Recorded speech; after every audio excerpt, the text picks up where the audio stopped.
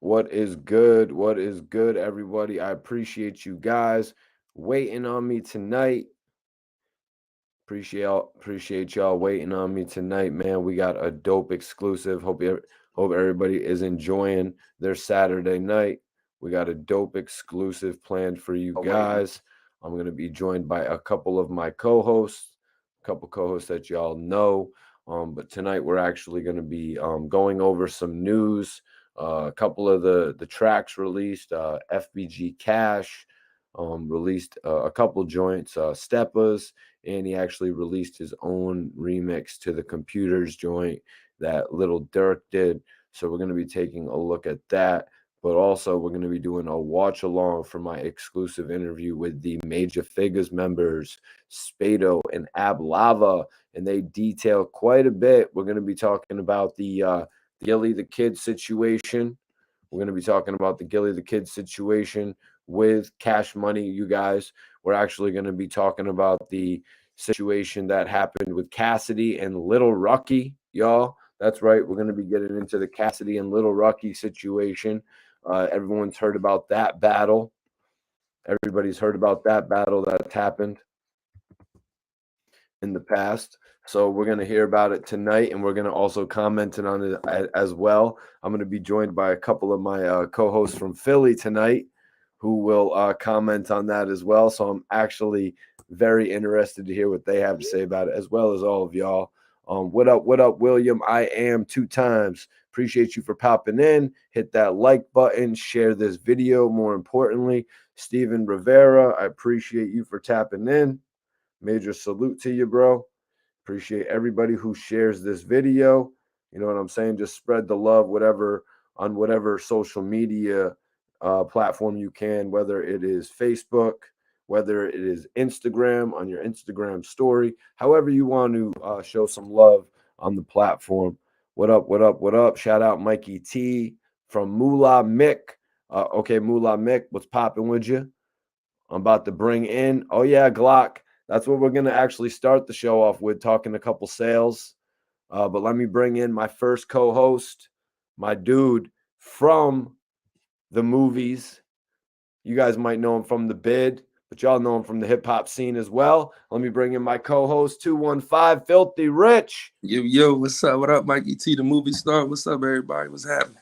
Rich. What's going on, bro? What's looking like? Man, everyone's already talking about the record sales. We're going to get into that just a tiny bit before we get into some of our topics tonight. Filthy, man, how are you feeling about the watch along tonight, man? We got a couple Philly legends that we're going to do a watch along from. Ab Lava, Spato from the Major Figgas, man. How do you feel about those guys? I'm looking forward to it, man. They legends. Hell yeah, man. Legends, man. Got a lot of history, a lot of talent. I'm looking forward to it. Let's get into it, Mikey. Hell yeah, bro. Hell yeah, man. So we got Cleveland, Ohio in the building tonight. Any Cleveland, Ohio story, Filthy? Do I got any Cleveland, Ohio stories? You got any Cleveland's a popping spot. So apparently you do got a Cleveland story for us. Yeah, up in Youngstown, Ohio, right outside of Cleveland, they got a federal detention center where they transport inmates back and forth to destinations. But I don't know if it's in Cleveland though. It's like right outside. I know it's in Ohio, so I don't know if it's actually Cleveland. You know what I'm saying? Yeah, I actually rode out to Cleveland a couple months ago it was starting to snow. So I was like, how the hell can I get away from the snow? So I drove out to Cleveland. I was about to go out there for the All-Star John though. Oh, word. I heard that John was lit. Yeah. We got Michigan in the building as well. Mm-hmm. Major salute to Michigan on the tap in. Let me bring in my co-host from Philly, SV Twiz, the hood blogger. SV Twiz. Salute, bros. Bro. Hey, what's up, Filthy Rich, man? You know what I'm saying? It's a pleasure, man, to be on the platform with you, man. I salute everything you're doing. Like You know what I'm saying? You holding it down, man. Mikey T. What's up, bro? We about to have some fun tonight, man. Definitely. Let's make history, man. You know how we carry it? Yeah, absolutely. But first of all, you guys, they're already talking about it in the chat. You know what I mean? It's something I looked up today. So we got some official sales from Lil Durk, Benny the Butcher, Mm. and DaBaby and NBA YoungBoy. Filthy, where do you want to start it off, man? Whose sales do you want to hear first? Let's start with DaBaby. Okay, so DaBaby and NBA YoungBoy, they come out with an album. They come out with an album together, and of course, there's a lot of hype, being that these are two of the most highly streamed artists. You know what I mean? So their album comes out, and it sells 29,234 units, which I think is kind of a disaster when it comes to selling records, man. How you feeling about those first week sales right there, Filthy? Nah, it's not that good. For them, I say that because I know the type of budget they got behind them. So based upon the budget they got behind them and the money that's in the marketing and the manpower that's being put into the project, I don't think everybody happy over there. That's just my opinion. I'm not sure. Yeah, it was a mixtape. Yeah, William says that is on the low end. It's pretty much the lowest sales either of these artists have ever had. How you feel? How do I feel about it? Twiz, I want to know what Twiz. Yeah, so Twiz, I feel like, man, it's a possibility that statement he made. You know what I mean? It's people in power. You know what I mean? So sometimes I feel like certain people be in control where it's like they gonna give him a hard time, bro. You know what I mean? Like for him to speak his mind, how he, how the world is this day and time. So I feel like he gonna be dealing with forks in the road, period, bro. Like, yep. That's why Mimo 600 said, "Don't blame him. Don't blame him. He was trying to save his career by working with NBA YoungBoy." I feel like he kind of thought, not to say that's what the DaBaby's doing to sell records, but I feel like he kind of thought maybe that could have propelled his sales up a little bit, and he could have really stuck it to the industry to a certain extent. But yeah, man, if those people don't want you to be major, you might not be major. But now let's be realistic though. He is still a lot more major than he ever was in the past. When he was running around South by Southwest promoting himself, he has a much larger fan base than he ever did back then when he was promoting himself. So is he really losing? According to the numbers. According to the numbers. So, all right, then let's move into the next numbers. Benny the Butcher, Tana Talk 4. It debuts on the Billboard at number 27 with 19,500 records sold. Now, I believe 7,000 of these were actual units compared to the streaming numbers and shit like that. So, Twiz, what do you think about those numbers from Benny the Butcher, man? And what does everybody in the chat think about Benny the Butcher moving just about 20,000 units? Benny the Butcher, he just got a certain fan base, bro. Like, he ain't got that music to where, the dancing around to the, you know what I'm saying? He just got he in his own lane. So he gonna have a solid, sturdy fan base where people that, like that form of hip hop gonna be tuned in. So I don't expect, the Butcher to be pushing like 300,000 or nothing like that. You know what I mean? His fan base just different. But he got a loyal fan base too. So, in the long run, I feel like he can still maintain steady numbers.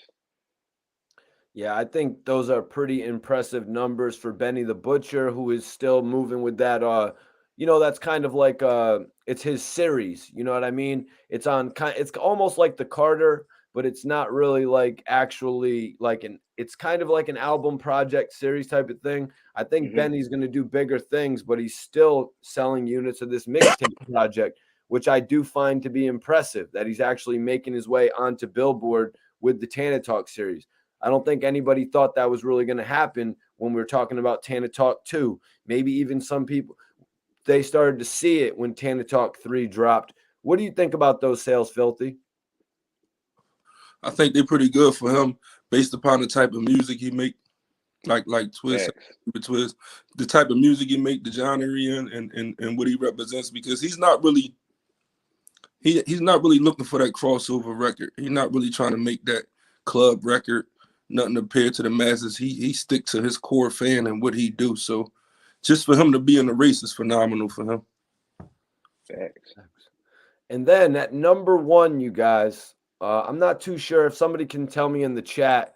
I don't want to misquote myself. So his number 1 album, the 7220 album, 7220, Lil Durk's album is at number 1, 120K sold.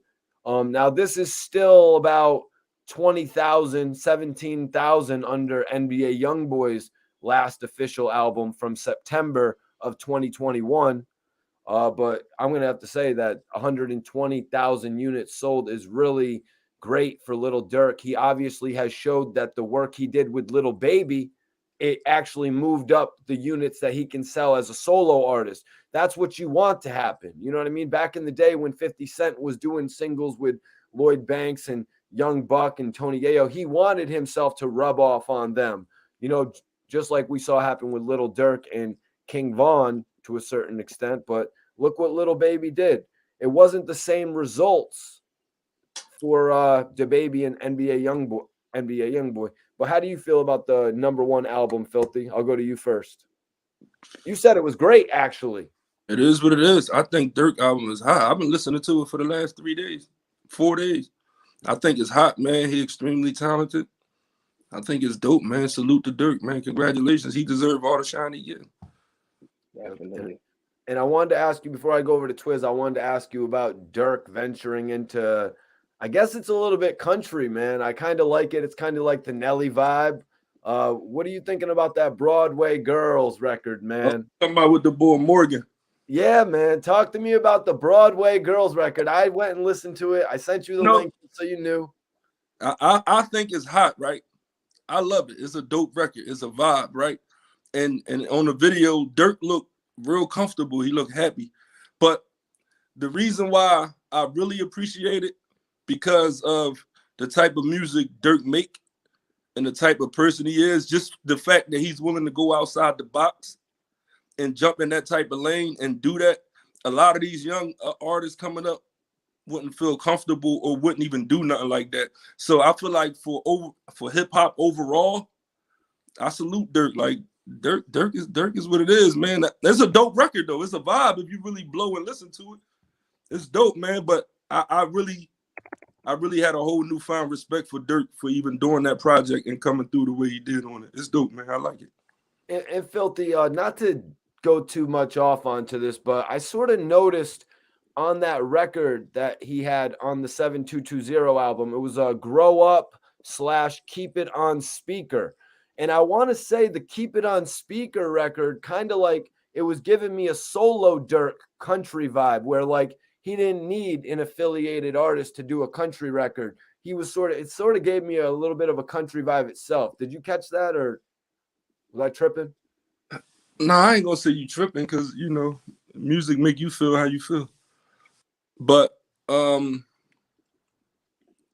just think Durk is a phenomenal artist, man. The way he go outside the box, I think he just set trends, man. And I think a lot of the way he do it, a lot of the new artists that's coming up is going to follow it, which is dope for hip hop because hip hop artists back in the day did all that. Now they don't do that. So Durk really, like, he impressed me, man. I love Lil Durk, man. Shout out to Lil Durk. So Twiz, I'm coming over to you, bro, because technically, Lil Durk's new album 7220 actually outperformed NBA YoungBoy's album. You know, the Colors Project. You can call it an album, call it a project, call it a mixtape. Technically, it outperformed his last album, man. He actually, you know, that album sold about 80,000 units first week, whereas Durk did the 120. That's 40,000 units more.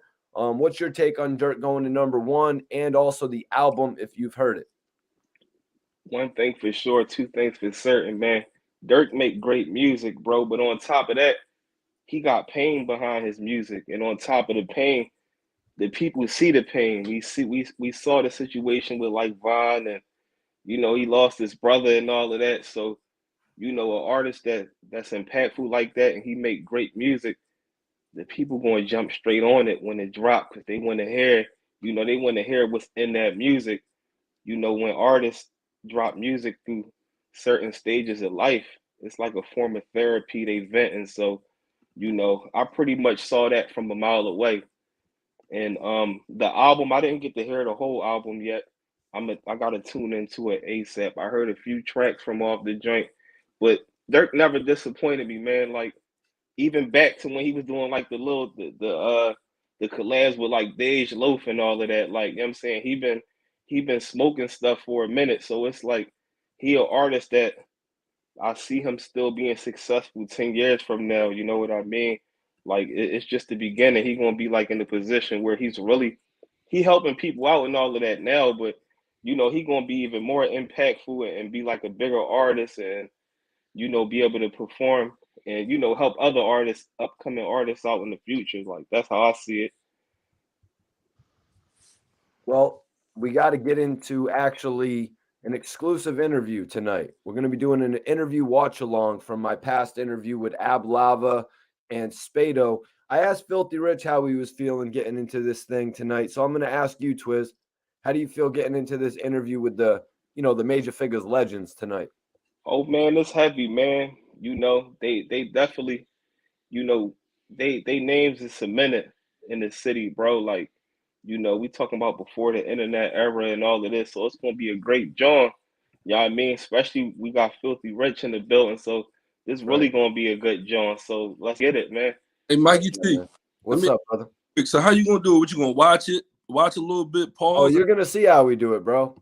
Okay. Oh, you mean in regard to that? Well, we're gonna stop it at major points, and I'm gonna Yeah. get both of your thoughts on it. Yeah, let's go. You know what I mean? But it's gonna play right along the side of us. If I thought that's what you were asking. Yeah, bro. Yeah, that too. That was my next question. But yeah, that's dope. But yeah, you'll see. Ab Lava here. Yo, the Spade from the PH. Mikey T the movie star. Live on Report Card Radio. Yeah. All right. So this is pretty much how we're gonna get into it. This is the watch along format. And this interview has a lot. We really detail a lot in this interview, you guys, from the creation of Major Figgas. So there might be some stuff in there you have heard. There might be some stuff in there you don't know. So I'm basically going to be asking you guys to comment on it. You know what I mean? Basically share any memories that you may have had from that era.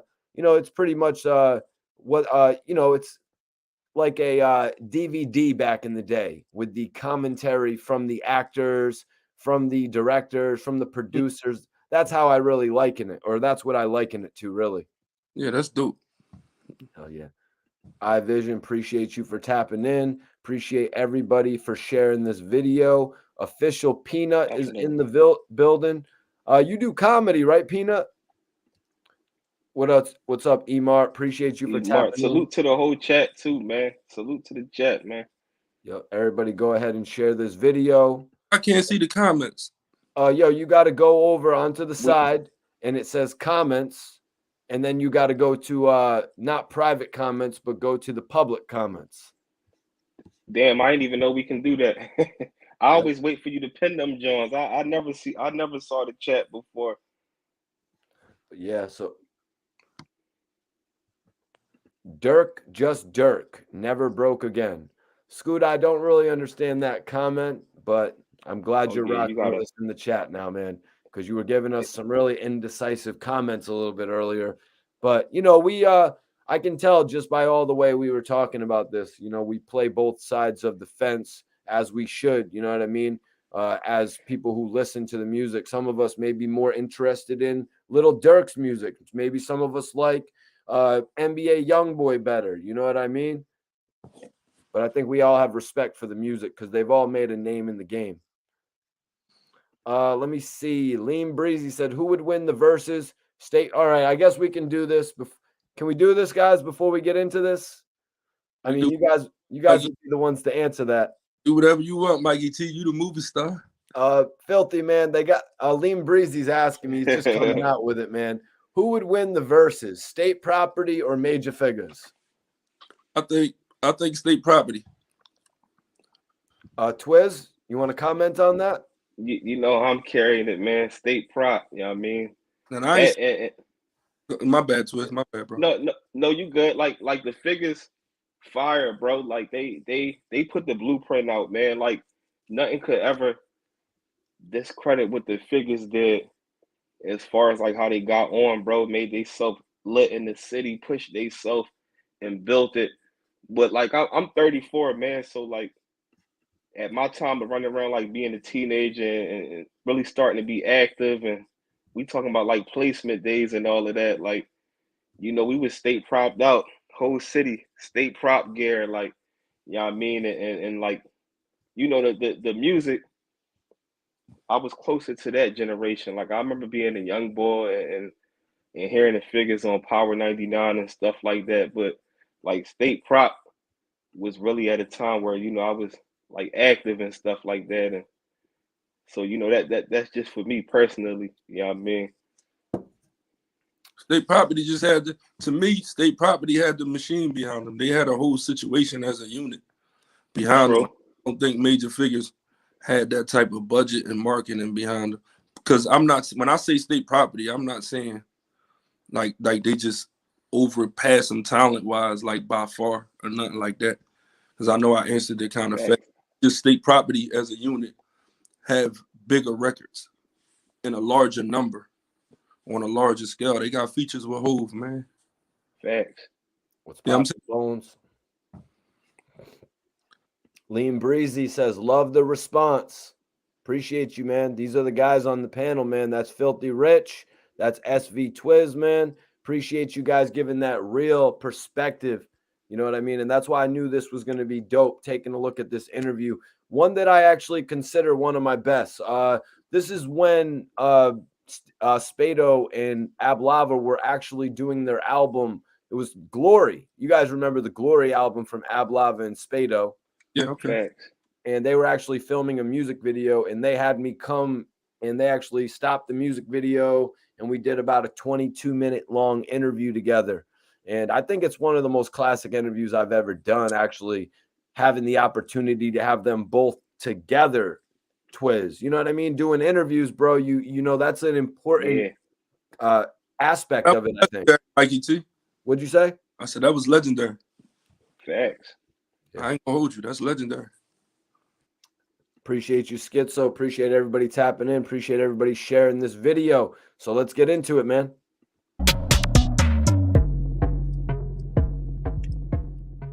Can you guys take me back to the beginning? Take me back to the creation of Major Figgas on Erie Ave. Let me take that. Yeah. Back then, Gil didn't rap. Gil used to play ball. You know what I mean? So we, you know, I knew him from playing ball. And he went off to college, was playing ball in college. And then one day he came home on the weekend, and my brother said, yo, I ran into Farad. He told me he'd bust your ass and rap it. I was like, what, Farad? Basketball, Farad? Yeah, so I saw him at the Red Door Chinese store on Erie Avenue, and I said, yo, you told my brother you'd bust my ass? He said, yeah. I said, okay, spit a verse. So he had this one verse that he had back then, and he spit it. And I said, okay, and then I spit a verse, and he grabbed it to my, no, you know, just playing with you, just playing with you. And, you know, and from that day, you know, we started doing music, and he and Wallow, you know, started Major Figgas. They actually would come to my crib all times of night, knocking on the door for me to listen to verses that they was putting together and recording at my man Peanut crib. And, you know, from there, Wallow caught a case, got locked up. And, you know, Gil and I, you know, still like recording and stuff like that. And he told me about Spade. And this is hilarious. I don't know if he remembers this day, but me, Marcus Graham, and Gil went and picked Spade up. Mm-hmm. And he got in the back seat and was sitting behind me. And Gil said, yo, spit a freestyle. And he started freestyling for about 7 minutes straight, right? I turned around and said, God damn, my man, you want to rap this motherfucker? I know. And from there, it just kind of like just sparked, man. And Bump, Dutch, everybody just came on board and whatnot. And, you know, we just took off from there. Mm-hmm.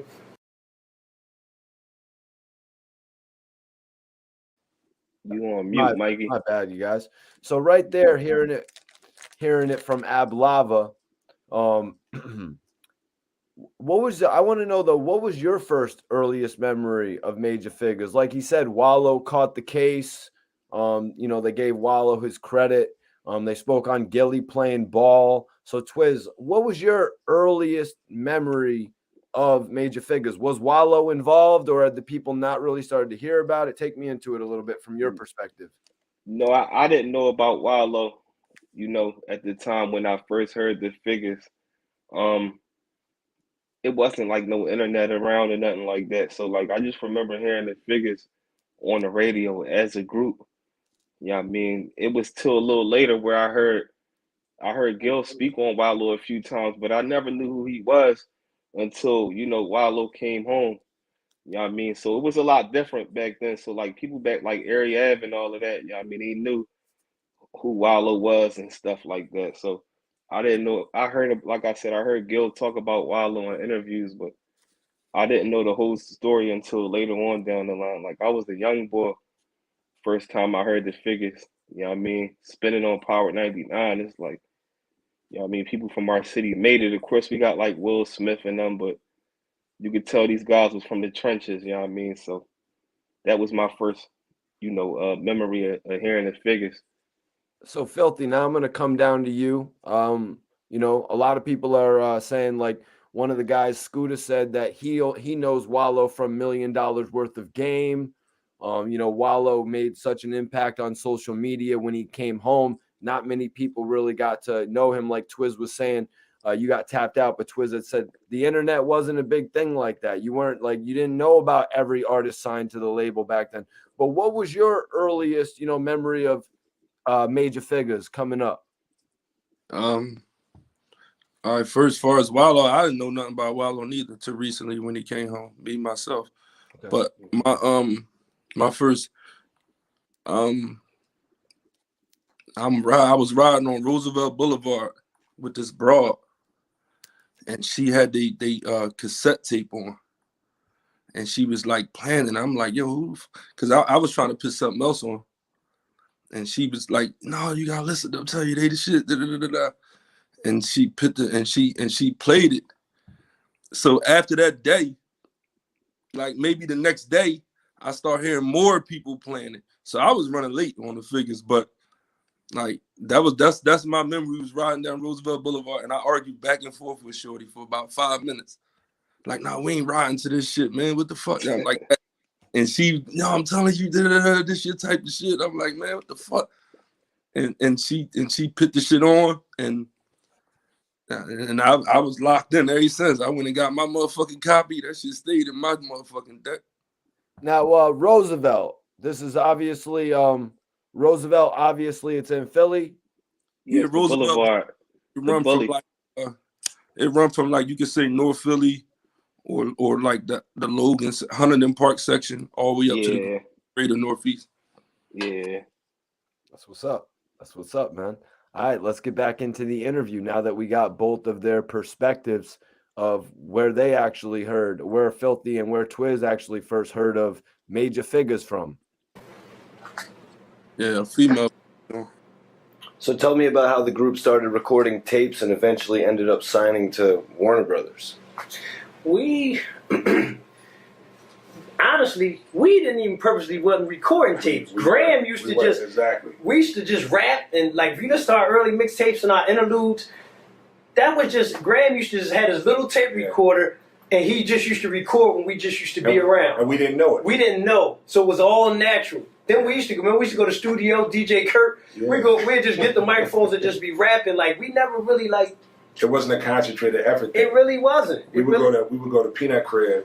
Peanut was the only dude that had a studio in our neighborhood, and he would let us come through record for virtually nothing. Mm-hmm. We'd be on the third floor. We'd be on the third floor. His mom on the second floor, hitting the ceiling with a broom, telling us to turn that shit down. Yeah. And we'd just be in there recording freestyles, or if he made a beat, we'd rap to it. And from there, Graham had enough sense to take all the freestyles, record us when we didn't know, to make interludes and shit. And he was the one that made our first mixtape. For sure. I didn't know. I seen it the first time in the store. I didn't even know we had a mixtape. I seen it in the store. Matter of fact, somebody rolled by me playing, and I'm like, how they get that joint? I don't even got it. Then I seen it down on Sound of Germantown on Erie Avenue. What prompted that was Peanut made a couple copies for us to just listen to and do. So before we get into that, I mean, Filthy hearing the music, you know what I mean, in Shorty's whip, Twiz becoming a fan of these guys.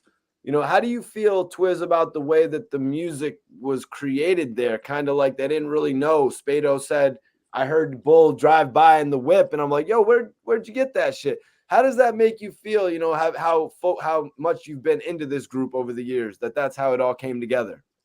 I mean, it's crazy, bro. But we also gotta remember this was the '90s, so it was like even the people that was rapping, like, you know, Philly, like we got spitters out there where you know the average one out of every three guys, they got bars, but it was genius that they had a homie that saw the potential in them and chose to record it, bro. Because it was like, you know, it fell in their lap. They probably didn't even realize how talented they was. They probably was just doing it for the love of the music. And next thing they know, they joining the stores and all of that. Like people riding around with it. So I know that was like an amazing feeling. But that's shocking to hear how that played out. You know what I mean? Yeah, so they go over dude's house and he's actually seeing their potential, Filthy, and he's like, yo, these guys, I Yeah, gotta I do see. some group shit.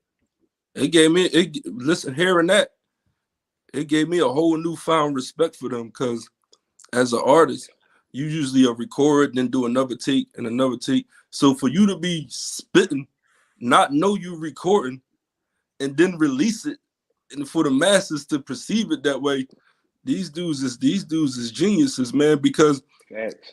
it's like they just one taking stuff. They just spitting. They don't even know they being recorded, and it's leaking out on the streets. Facts. That's a special type of talent, especially when you got Facts. a group of men. This ain't one person doing this. So these boys was very, very, very, very dedicated to their craft, man. That's what I get out of that. That's what's up, man. All right, let's get back into this thing. Was stealing out your car. And then you had to go back to Peanut for another one and whatnot. So Graham was like, well, shit, if I press a bunch of them up, we can make some money off it. And then that's how, you know, our first mixtape came about. Then it just spread. Like people from Philly that went to college, other places, and all that stuff, used to take and let people hear it. Then it became a demand. Next thing I know, people was trying to book us for shows and stuff. And I'm like, what? We didn't even have well, back then it was that. I'm like, we don't even got no instrumental. Like, what is we going down there to rap? Like, we didn't know what we was doing. Twiz, did you ever get a chance to see Major Figgas live? No. You talking about like performing this like that? Yeah, not just Gillie, you know what I mean? Not just Gillie, but the whole group, I mean. Yeah, no, I never was like a vicious go to a show, boy. You know what I mean? But I was always tuned in. You know what I mean? I might have asked you that before. Filthy, did you ever get a Yeah. chance to see any of these guys in concert? Yeah, of course. Word. They had did a joint on Roosevelt Boulevard. The same joint was a skating rink up there. And all of them was up there. They was performing. And back then, I used to rhyme with my man Sandman. Shout out to Sandman. So yeah, shout out to Sandman.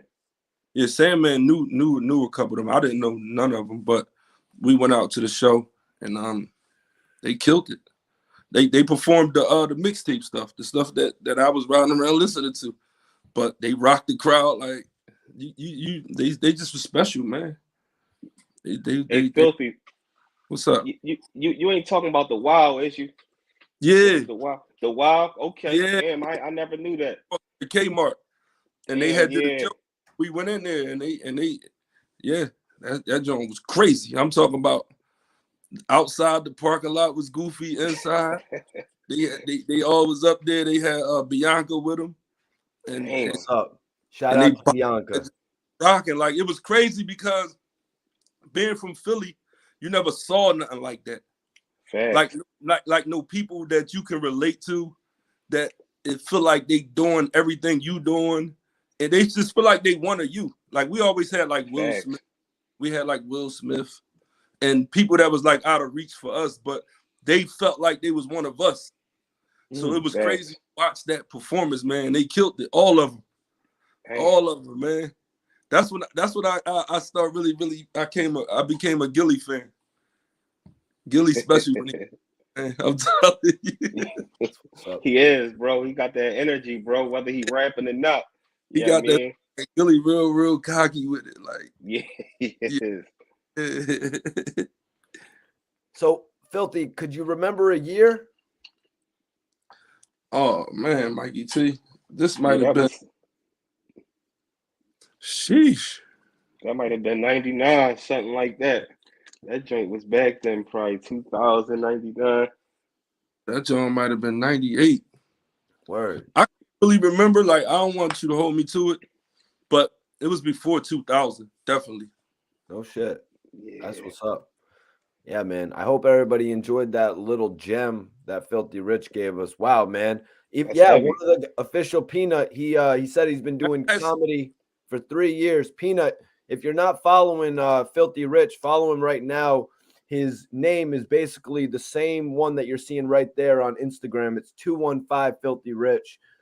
Filthy Rich facilitates a lot of comedians, man. Let me just say that at the very least. I have New York to one of these shows too. A word? Yeah, I heard they was performing up there. And once again, I was with Sandman. I told you Sandman know one or two of them. I forget which one. So I had went up there with him to one of these shows too. Same thing. They rocked it. It was dope, man. Yeah, somebody was just telling me about Sandman. Was it, were you talking about Sandman on the show recently? Yeah, I definitely salute the Sandman. You know, he's not too far, like, you know what I'm saying? He from back jungle and all that. Like, I cut through back that joint. I'm from, you know, the Ville and all that. So I'll be back and forth to Ville and jungle and all that. So, you know what I'm saying? So, salute to him, man. Like, definitely That's who started me rapping back in the day. real rap. Damn. Mm-hmm. That's who started me rapping. He used to be into that shit, and I used to be with him. And he taught me how to count bars, taught me how to pick words together. Like, yeah. He'll tell you. You should just tapping in. We're just in the middle of a watch along with major figures, rappers, Ab Lava and Spado. So we're gonna get back into it right now. Salute to my co-host though, SV Twiz, joining us tonight. 215 Filthy Rich. You guys might know him from the hip hop scene. You might even know him from the movie scene, man. He's popping with it. Absolutely. It just happened fast, and the next thing you know, it's like opportunities was coming down the path, not only for us as a group, but individually. Mm-hmm. Like people start wanting a piece of what we had going on. You know what I mean? So you mentioned that Gillie wasn't really rapping. Wallow actually went to jail. So who were the members of Major Figgas as everything came together? Listen, Low, we used to live back to back on 17th and Colorado Street in Nicetown. Low used to rap, but he used to have a million part, and I used to sit him down because I was rapping with some other guys from my neighborhood, and we used to let Wallow tag along with us, and I used to just teach him the art of rap. And then he came to me one day and played tape from Bankrolls, because at that point I was like, man, I ain't rapping, I'm hustling, I got to figure it out. He played Bankrolls with him and Gil. And he like, yo, I'm starting this new stuff. And he called me Ace, man. I'm starting this new joint called Major Figures, the Squad, bang, bang, bang. Boom. Let's pause it right there. So they got the name. Wallow's got the name now, Major Figures. So I just want to get you guys' take on Filthy. How you feeling about that name, man? I kind of feel like it's one of the best names in hip-hop. To me, it rings off like 50 Cent. But how did you feel about the Major Figures name? Once again, it was genius, man, especially that time, because it was something different. Like it like when you hear the name, you like, it's people in Philly. They the first people. I never saw nobody do like braggadocious rap in Philadelphia. Yeah. So the name supported their style, and it was just something different that we never saw. We used to seeing like Mason, Diddy, and them bragging and doing all the fancy stuff. So they were just like ghetto fabulous. So the Major Figures, it was dope. Like it was dope. Like it was crazy. And then they had the nice little logo, and they all had like the little shiny diamond chains and shit. Yeah, they the shit, yo. So I mean, I guess you kind of had like maybe I don't know if my timing is off, but I mean you had Jay-Z and Jermaine Dupri, Money Ain't a Thing. Back then, you know what I mean? You did have the braggadocious rap outside of Philly. That's who you expect to hear that from. But you don't expect that from no young kids from Philadelphia. When you're actually in Philadelphia. That's what I'm saying. So that's who we expect to hear that from, JD and them type of people. So for them to just be dudes that come from our streets, young kids, and they talking about like all this braggadocious stuff. It was real. They geniuses, man. They definitely was ahead of their time. Facts. You know So talk to me about your thoughts on the Major Figgas name, Twiz. Like, let's say in comparison to State Property, you know what I mean? Because earlier y'all were set on giving State Property the edge when it comes to who's going down with the music. But how do you feel about just those names in comparison? I mean, one's obviously very street and the other is kind of a little bit of a lavish. And that's what it's about. Exactly what Filthy said. It's like we talking about regular guys, bro, from the streets. At the end of the day, like, you know, out Philly, bro, it's like, especially back then, it's like now it's people doing much more better than it was back then. I mean, people was always getting money. We ain't gonna get it twisted, but nowadays, like with social media era, you get to see more people winning. But back then, it's like in every hood, bro, it was maybe a few people that was really munching. So a lot of rappers and stuff, it was like more like griminess, where like they set a standards, bro. Like just because you from the trenches, that don't mean you ain't riding around with Rolexes and icebergs and Versace and all of that. So it set a standards like Major Figgas, like it speak for itself.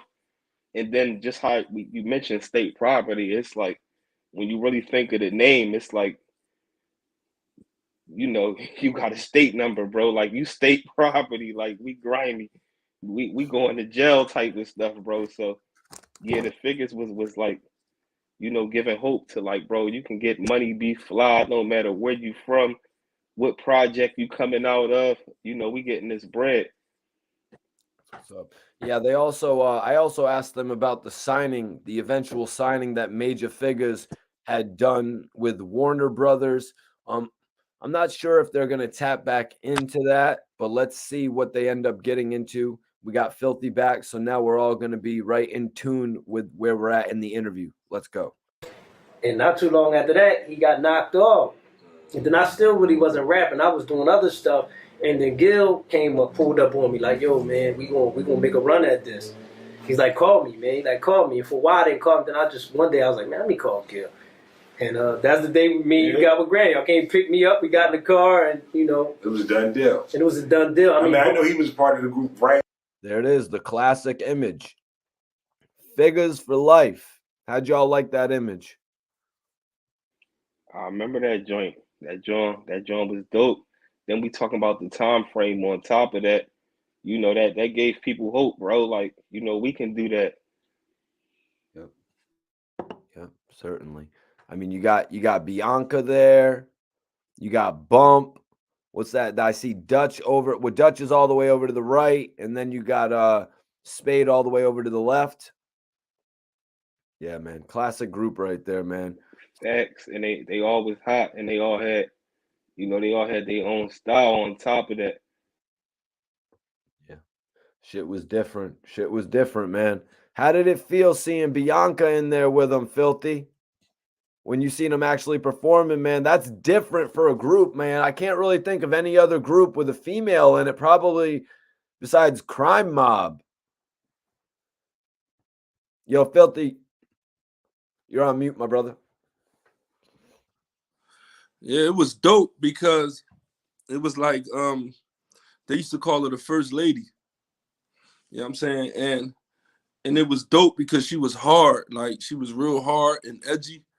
But when you see them out with her, all of them, all the figures as a unit used to like treat her like a queen. So this is from my eyes, from what I see. Like you can tell that they really made sure she was good. And she was the only lady in the middle of all them. So it made you look at her like with hard eyes. Like, you know what I'm saying? It was dope, man. It was dope. I do hope to do an interview with Bianca in the future, man. That'd be amazing, I think. I just saw Dutch too. What'd you say? I said I just saw Dutch the other day, like 3 days ago. Yeah. Oh yeah, Dutch was actually on Math Hoffa's My Expert Opinion. Yep, as were you. He did Math Hoffa interview before us. Yep. So we were talking about that too. But I was in the hood on the Ave and I ran into him. He was out there. Yeah, Dutch be around. You can bump into him. And we chopped it up for about a good 20 minutes. Yeah, Dutch thorough, man. Yeah, that's crazy. Dutch actually was shooting with Dark Low when Dark Low actually first met Arab. They were actually shooting a DVD. And Arab and Dark Low, remember we were just doing the watch along, Twiz, and Facts. Arab and Dark Low both remembered that actually. So yeah, Dutch actually spoke on that too in one of our last interviews. Shout out to Dutch. Major salute to East Atlanta Zone 6 checking in. Salute to Georgia, East Atlanta Zone 6. That was Jim Jones. Shout out to Jim Jones. Been in there. Like when I heard him, I'm like, shit, we gotta have him as a part of what we do. Yeah, I didn't even know I was on an audition. I didn't even know it was an audition because I mean back then it was like the reality of a dude from Philly getting on rapping wasn't even a reality. Exactly. You know what I'm saying? There was nobody on but the Roots. Yeah. And Will Smith. Yeah, and Bahamas did. Like, it wasn't like, so if you wasn't in one of them type of genres, we didn't even believe that rapping was even a reality for us getting on. Wow. So they really didn't even believe it was a reality that they could get on. Filthy, take me a little bit into that history. You know, they were saying you had Will Smith, a group getting on, the Roots. That's what I just was telling you. Like, you wouldn't, back then, you wouldn't believe that you can get on being from Philly streets and rapping how they rap. You would never believe that because everybody from Philly, they didn't do like hardcore reality rap. Like, far as that we can relate to. They was more catchy wordplay, real witty. Not saying the Philly wasn't, but they just was talking about our streets. And they was talking about people that we know in they raps and events that's transpiring that we're familiar with. They was coming out to the blocks and the hoods and the clubs, the stuff that we in. You know what I'm saying? So we never saw nothing like that. So you, like, before them, they gave a whole city hope.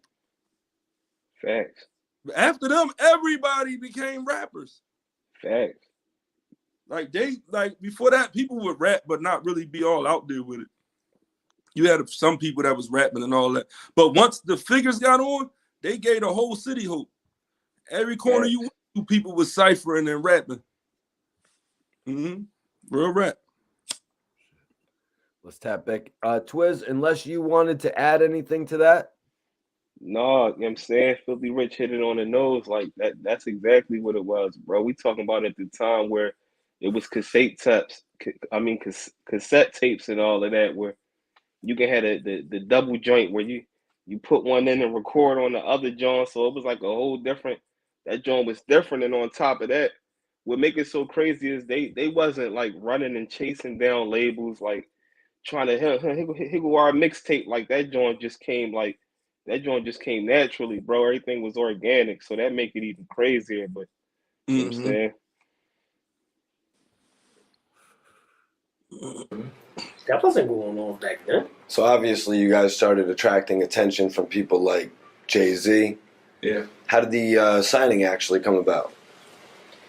It really was kind of like we had options. We really could have went to every record label in the country wanted to sign us. You know, even if they didn't get us, they just wanted a part of us. If they didn't get the whole group, they just wanted to sign us, one of the individuals or something. I mean, as you can see, Gil went to Suave House, which was a South label. Me and Dutch on Entertainment, Lava was out there with Dr. Dre. It was like we was all over. Like everybody just wanted a piece of what we had going on. I mean, the actual signing it can't happen quick. It was like, all right, we going here. All right, y'all cool. Y'all this we y'all. All right, cool. You know what I'm saying? It wasn't like no big formality, which is probably one of our mistakes. But you know. So tell me about the album. You were actually featured Spade on the lead single, Yeah, That's Us, pretty heavily. Yeah, I mean, see, when we recorded that album was originally an independent album for the streets. Like it wasn't no like first single. We didn't think about those type of things back then. We didn't have that foresight. We were just rapping and making songs. We made that song just on some humbug, and you know, we put it on. They used to have a battle of the beats on Power 99, and it just used to keep winning. They played it, just kept winning. People liked it, and then once the label came along, the label ain't do nothing but put out the album we did on our own. We didn't go in there and make a whole new album, or they didn't put no. The game plan was they purchased that album and they was going to use it like a mixtape, and we were supposed to record a new album. But once the single kind of popped, then they switched up and was like, no, we're going to go with the album. We like, hold up, this was supposed to be a mixtape, and we put this out independently. So let's talk about that, because that seems like a big factor in all this. You know, they had their warm-up single. They had their single that they did before they were actually signed. You know, Yeah, That's Us. Then they get signed. The record's bubbling. So now the label's like, yo, we kind of just want to use this. Twiz, what was your reaction? What's your reaction to the way that the, you know, plans unfolded for the Major Figgas?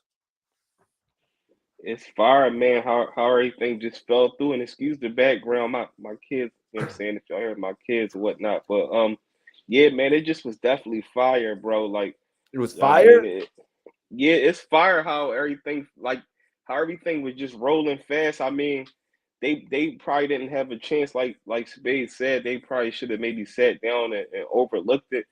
But at the end of the day, coming from the trenches, it's like this is an opportunity. Like, this is real, bro, and it's happening right now. It ain't like it's too much negotiating where it's like they trying to get the contract straight for like a year, because at that time, bro, you know, that boosted them a lot, period. Like, you know, just having somebody behind them to help push the album. But what just make everything crazy is like how they was recording it, and the label didn't even care about like the quality of it too much, like as far as the sound. Like, you know what, we gonna put y'all in this studio or whatnot.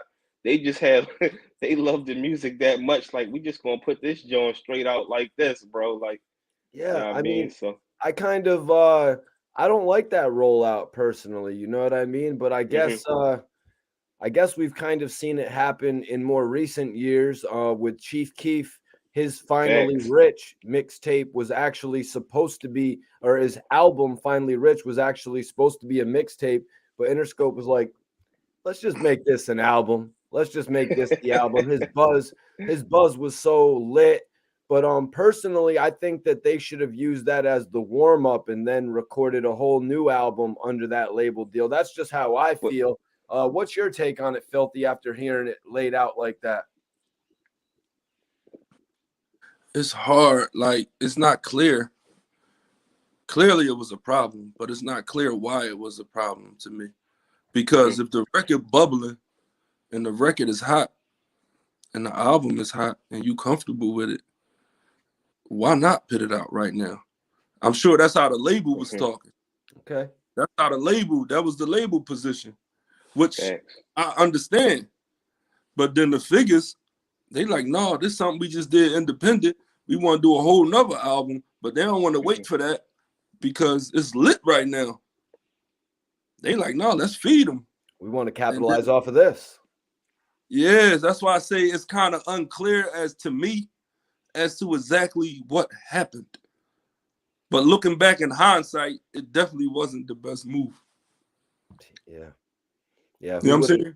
Yeah, but the label, you know, the label probably, they're like, okay, we're jumping in here. So we want to release Yeah, That's Us. Yeah, That's Us is the smash. We want to release Yeah, That's Us. But why they said that the label effed them? I mean, not letting them record a whole new album and just taking what they had. Though, like, that's what I'm saying. It's not clear to me what they did wrong to them. The contract perspective in theirs. Would you want to add, Twiz?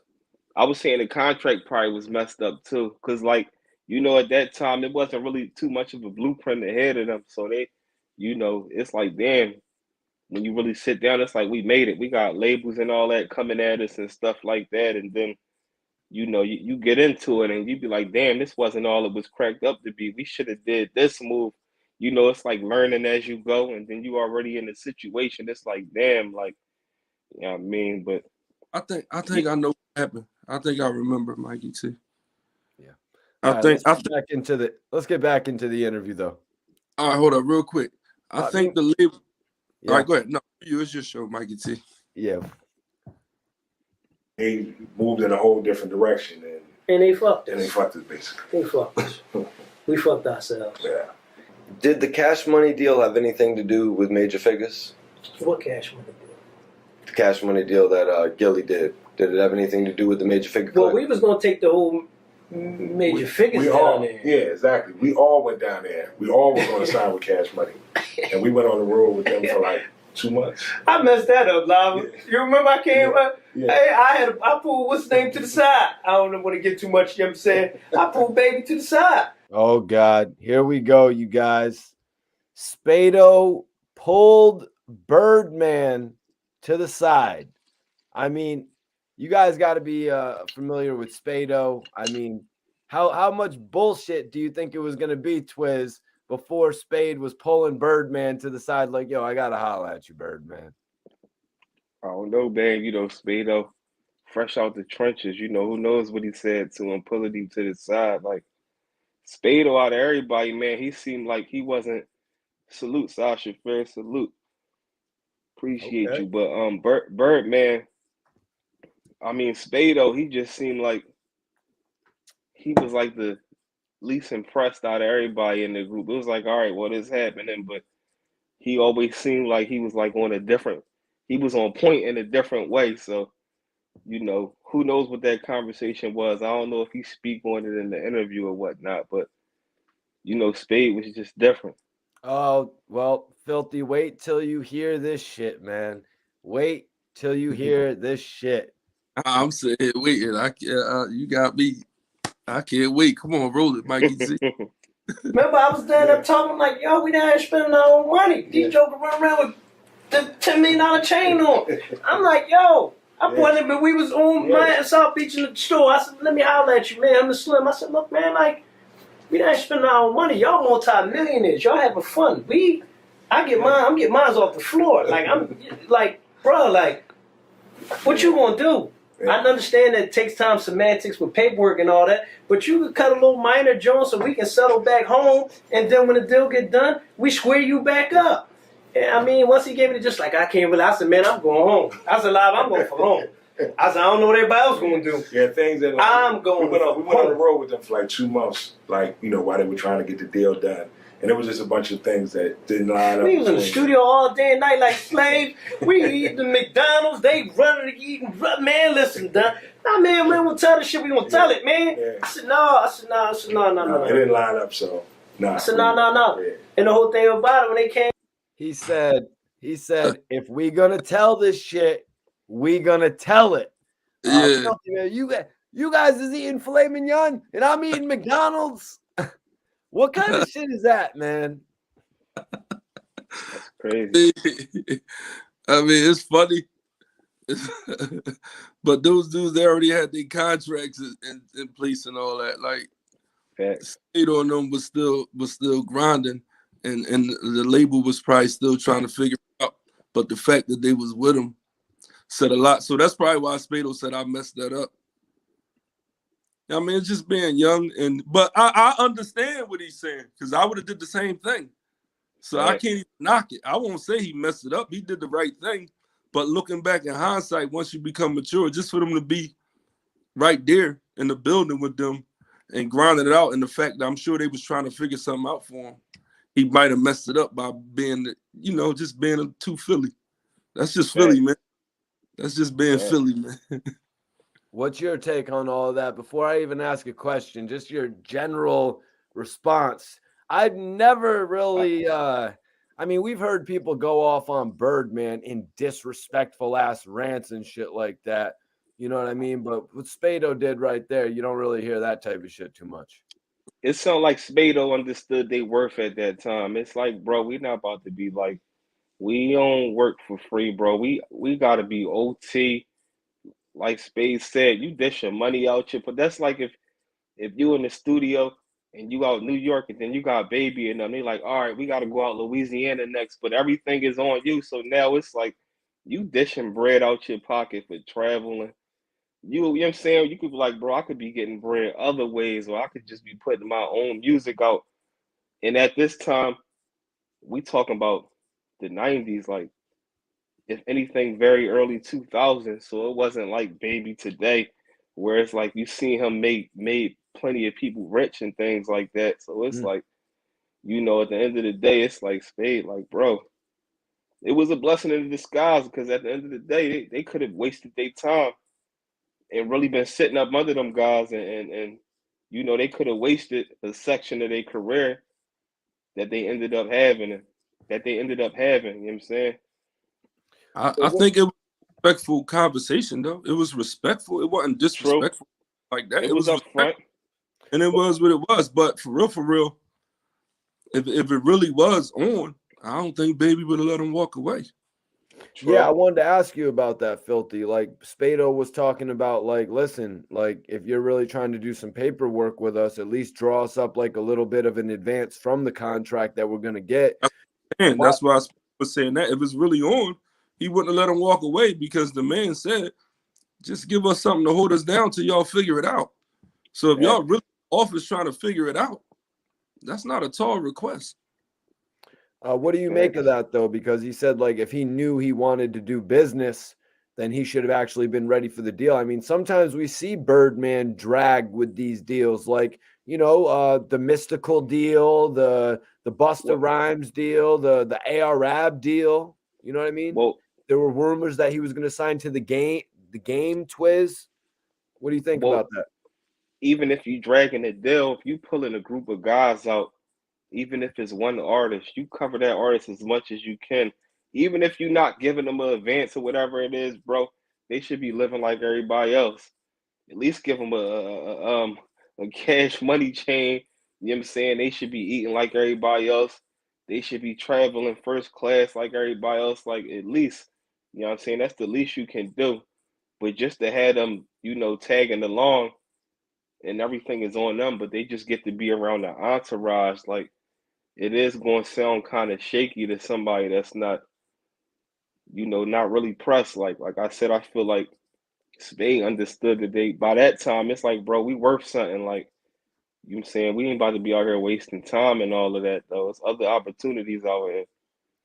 Filthy, do you, not to get comical, you know what I mean, but do you think a cash money chain would have done the trick? It would have helped. Yeah. They are nice. It would have helped. It definitely would have helped because just the look, just the vibe. Like it would have gave the city more confidence once we were that. You know what I'm saying? Once we would have seen them with the Jones on the road with them with the chains on, and it would have definitely gave us as fans and as a home in Philly, it would have riled all of us up. Like it would have looked it real. Spato probably just felt like it wasn't looking real and feeling real. Thanks.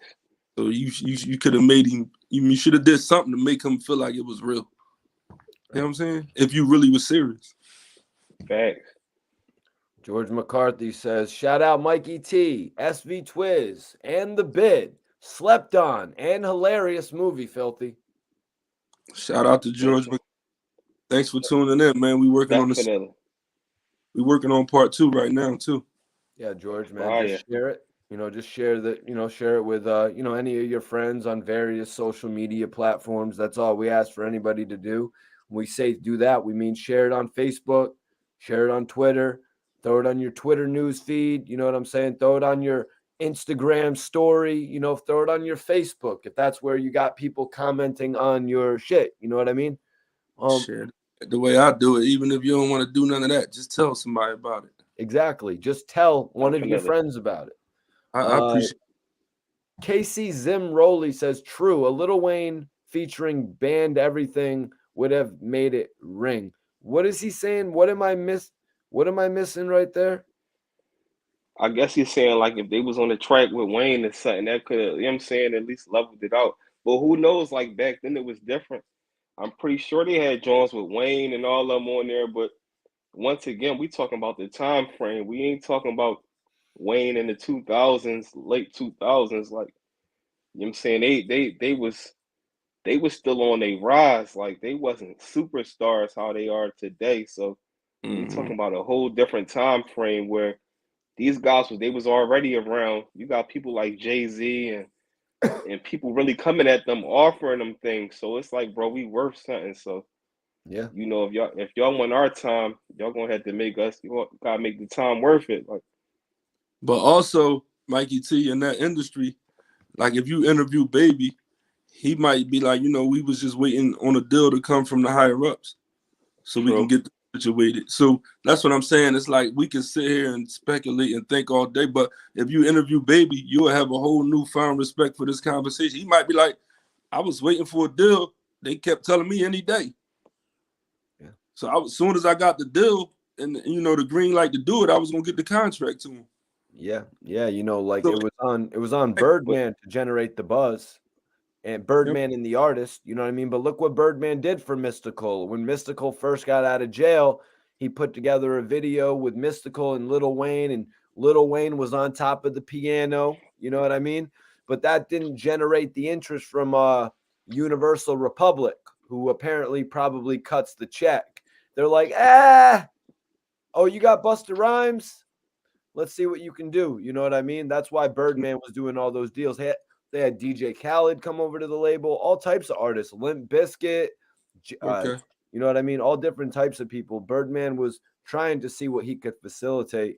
I respect his business. You know, a lot of people are putting a lot more respect on his name now. Yeah, Demetrius. That was actually, I think some of this time period that we're talking about, Juvenile was actually the most popular rapper in Cash Money. You know what I mean? Let me see. George says Busta Rhymes was best with Violator, but let's get back into this interview. I remember they came to Philly for the All-Star game. We treat them like king. We got it, we got it. Like, you know what I'm saying? It was like, I ain't, they good folks. You know what I'm saying? Don't get me wrong, but it just wasn't for us. It didn't make sense at the time. By then we were seasoned. We knew it. We knew the difference between shit and shenanigans. By then, we like, oh, come on, dog. You know what I'm saying? You know, we knew what it looked like when somebody really want to do business with you. Yeah. It don't take long. When the label really wants you, they don't want to bid in war. Like when me and Dutch met, we had a contract the next day. The next day, Wallace Collins was calling me, yo, we got a contract over here from Entertainment. Like the next day. Twiz, let me ask you, man, what was your thoughts on Dutch and Spade breaking apart from Major Figgas and forming a duo type group? I guess it made sense at that time. I remember the era where it went from you just heard about Major Figgas to where Dutch and Spade, their names was mentioned together, like Dutch and Spade, like their names was rolling together. And you know, I feel like they were strong as a group, but that's just how it played out. That's back to what I said earlier, where if it wasn't like a blueprint that was laid out ahead of them, where it was like, who knows how that fell out? Like, was it the decision made as a group, or was it just like whatever come our way, we just taking it? You know what I mean? But you know, they had a good run together. I ain't going to trip like Dutch and Spade. They was smoking stuff together by themselves. You know what I'm saying? So showed. Definitely. So you know, it is what it is. Like, what was your take on that, Filthy? I mean, these guys, they're in a group, and then they get another deal while in a group. It just shows, like, I mean, then they could go on and get their own solo deals. You know, like, that was dope. That was dope. Like I'm saying, Philly never saw nothing like that. Like that was dope for them to all be in the group, but they can still branch off and get solo deals, or these two can group up and get deals. I mean, it's about getting a bag, because I think it was, how many members of them? What, was it 7 of them? Definitely like 7. So at some point, you got to make it make sense where everybody can eat. You can't just keep having 7 people on a record. Good point. That's a very good point. So you got to make it make sense so the business can kick in and everything can start making sense. And he said that people was reaching from all over for any part of them.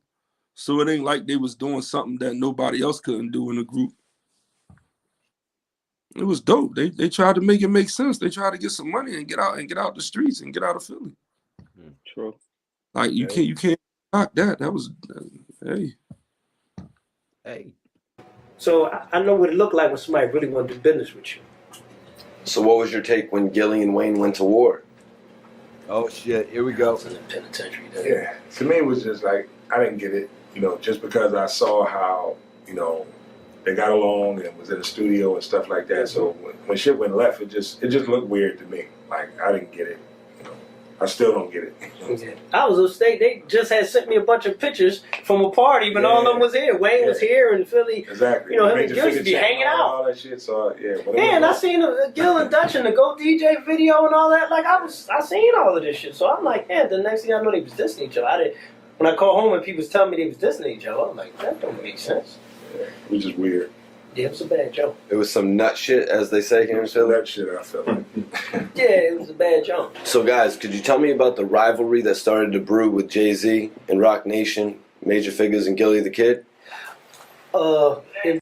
Guys, was I out of line with the nut shit comment and the end? Was I out of line there? No, man. You wasn't out of line, man. All right. So as they said, man, Spade said that he was just getting pictures of these guys doing videos together, and now they're beefing. They're just in the Go DJ video together, and now they're beefing. Filthy, were you tapped in at that point? Were you like, what did you think of Gillie just starting to go at Wayne, like after they had just seemingly been tight? Or maybe not really that tight to the public eye. During that time, I was in Allenwood Federal Penitentiary. So my story is exactly Spado's story. I was just getting pictures. Everything Spado said is my exact story. I was locked up too. So everything he said is my take on this. It was a little odd to you. Huh? It was a little funny to you that they were just cool. Now they're beefing together. I thought everything was good. It looked like they was growing. I saw they had like little pictures in the magazine, like in the Hip Hop Weekly, stuff like that. Because I was locked up. So I got little magazines and everything looked good. And next thing you know, like I said, I heard they was dissing each other. They was enemies. I couldn't hear none of the music. So it was just, I didn't know what happened. Like it was weird. It was same thing the same thing Spado described. It was the same thing for me. I was locked up the whole time. Well, I mean, truthfully speaking, when the Go DJ video dropped, and it was actually, I guess it was actually, that was the one, right? And it was filmed in like a jail cell or something like that, Twiz? Yeah. That's the one that they were all in. I mean, I don't think you would really get that Gillie and Lil Wayne were homies from that video. I think it was more so when Lil Wayne was wearing the Major Figgas chain. When he was wearing that MF chain. I don't really recall what video it is, but that wasn't Go DJ. I remember that joint. I remember him flashing the Major Figgas chain. I don't remember exactly what song it was. I remember that joint. So what about that though, Mikey T? What about that? No, that made me realize that they were tight. You know what I mean? That made me realize that they were working together. Plus, I noticed some of the collaborations from the movie soundtracks. I noticed some of the movies that Gillie was doing with Vin Rames were actually, some of it had to do with Cash Money on the soundtracks. Right. Yeah, so that's how I knew they were tight, you know what I mean? But back then you didn't have the internet news like that where, you know what I mean? There wasn't a behind the scenes making of the video where you would see Gilly the Kid and Lil Wayne walking together and talking about making the video, like how you would see like say 50 Cent, or you would see like Ja Rule and J-Lo getting together for their video and shit like that. You know what I mean? You wouldn't necessarily see that. Like I don't think Gilly the Kid was featured in the making of the video for Lil Wayne. All I saw was like, you know what I'm saying, like Filthy Rich, he was, you know what I'm saying, booked at the time. From being out here at that time when it happened, I never heard it announced like with Gil dealing with Figgas. Like how I found out about it was from DVDs, and Gil used to be on them joints talking heavy, like, yeah, Cash Money, you know what I'm saying? Like, I'm with Cash Money, showing them a bunch of love. And we talking about early 2000s where it was like people wasn't exposing like beefs and drama on DVDs and interviews, and Gil had pretty much exposed how the whole situation fell out, you know, from his standpoint.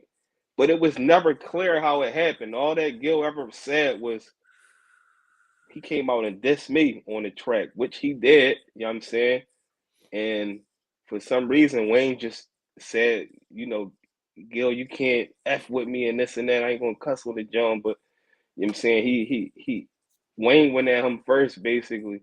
Yeah. And then yeah. that's when it was yard out after that. Like that's when Gil just kept dropping bomb. It wasn't even music. Like Gil was just, you know, trying to tear him apart, you know what I'm saying? Yep. Interviews, blogs, and stuff like that. And that's when that joint it got real crazy. Like, Yeah, he dropped some bars on Gil. I wish I could ask Wayne why did he diss him. facts. That's what I wonder. Like, because everything seemed to be I'm wondering if it may have to do with the story where Gillie had said he went to cash an $8,000 check from Birdman and the check wouldn't cash, and then Gillie started calling him all crazy, like, "Yo, man, I need my money. I need my money." And then eventually Gillie got his bread, and then maybe they just parted ways or something like that, and Lil Wayne was just feeling a type of way. But why even mention Gillie if that's the case? You know what I mean? Gillie, from what Bump told me, from what Bump J told me in an interview, Gillie picked him up, and Bump J had the music, and he played it for Gillie. You know what I mean? So it's not like Gillie was sitting around, you know, thinking about the fact that he didn't like Lil Wayne back then. So I really, like you're saying, Filthy, I really don't understand, and I'd like to ask Wayne as well, like, why did you diss Gillie? Because it's not like Gillie was going to come out and diss him. I mean, Twiz, do you think if 3 years had gone by, 4 years had gone by, and they just ignored Gillie, he would have come out and dissed them and been like, "Yo, these guys are treating me like I'm dead"? I don't think Gil would have let that much time go by. He an outspoken type of guy, like, and for him to So be with them, he would have like, came at them, Filthy. yeah, most likely, you know, he was upcoming and hungry and things like that. So it was like he put everything on front line, like, especially, you know, dealing with like outsiders like that. Oh, come on, George. George is doing the bars tonight. Maybe we'll get into that after the watch along, George. Gil ain't had no problem with them. He said Wayne dissed him. Yeah.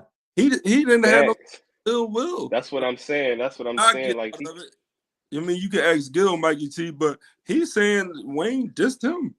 Yeah, Facts. sometimes you gotta Don't beat be surprised. somebody. Filthy, you know, sometimes you gotta beat somebody to the punch. Yeah, but I'm still like, you still gonna feel a little tension if you got an issue with somebody.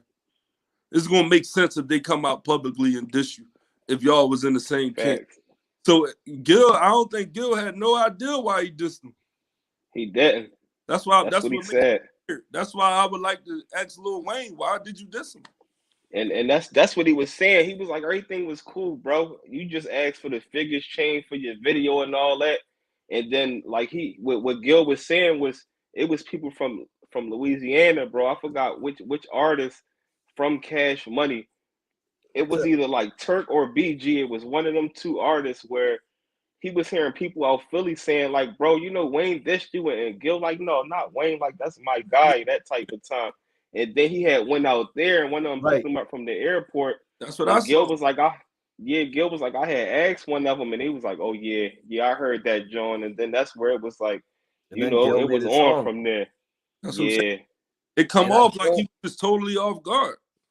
Yeah, facts. and I don't want to lose that thought, Twiz, because that's a great idea. You know, Lil Wayne asked Gil to use the Major Figures chain for the video. So that's a great thought. I should ask Gillie to use the Major Figures chain for the videos for the podcast. You know what I mean? I mean, Facts. if Gil would let Lil Wayne use the chain, I'm sure he Facts. would let me use one of the Throwback Major Figures chain on the podcast. Facts. Filthy. Facts. You got interviews with Gil. Them Jones damn near at 1 million. Did you ask him? I'm going to have to ask him now that, you know, Twiz said that. It sort of sparked that thought in my mind. You know what I mean? Lil Wayne asked him to use the chain. I think he'll do that for you, Mikey T. You think he'll do that for me, Filthy? Yeah, Facts, I agree. Can he FedEx it, or do I got to drive to Philly and go get He's that? gonna sit behind you and make sure he gonna sit off camera. Yeah. He gonna be near, but he'll put a little shine on you. No, I'm talking about I need to use this chain every night on the podcast for the foreseeable future. No. Oh, so you? I don't know if he's gonna do that, Mikey T. I thought you just wanted to get your shine on for one of your interviews. I'm talking about for every live podcast. I'll be repping the Figgas. He get you a joint made. That joint be like this big, right? You gotta hold it like Figgas, bro. Probably could work something out. Gilly's gonna be like, all right, I'm blocking this number. I'm gonna text Gillie. I'm gonna be like, yo, Gil, the Major Figgas chain that you let Wayne borrow. Can I hold on to that for my blog podcast? Hey. He's probably gonna be like, yo, Mikey, I got you, but you got to come to Philly and get it. And I'll be like, all right, if that you can't FedEx it though, can you FedEx chains, Filthy? Yes. That's a good question though, Mikey. You know what I'm saying? Like, you know what I'm saying? Do you still have that? Well, I know he still got that original joint because Gil a vicious jewelry boy, so I know he got that joint sitting somewhere. He might do that for you. Hold on. I'm getting a text from Gillie right now. You are never getting the Major Figgas chain. He just said?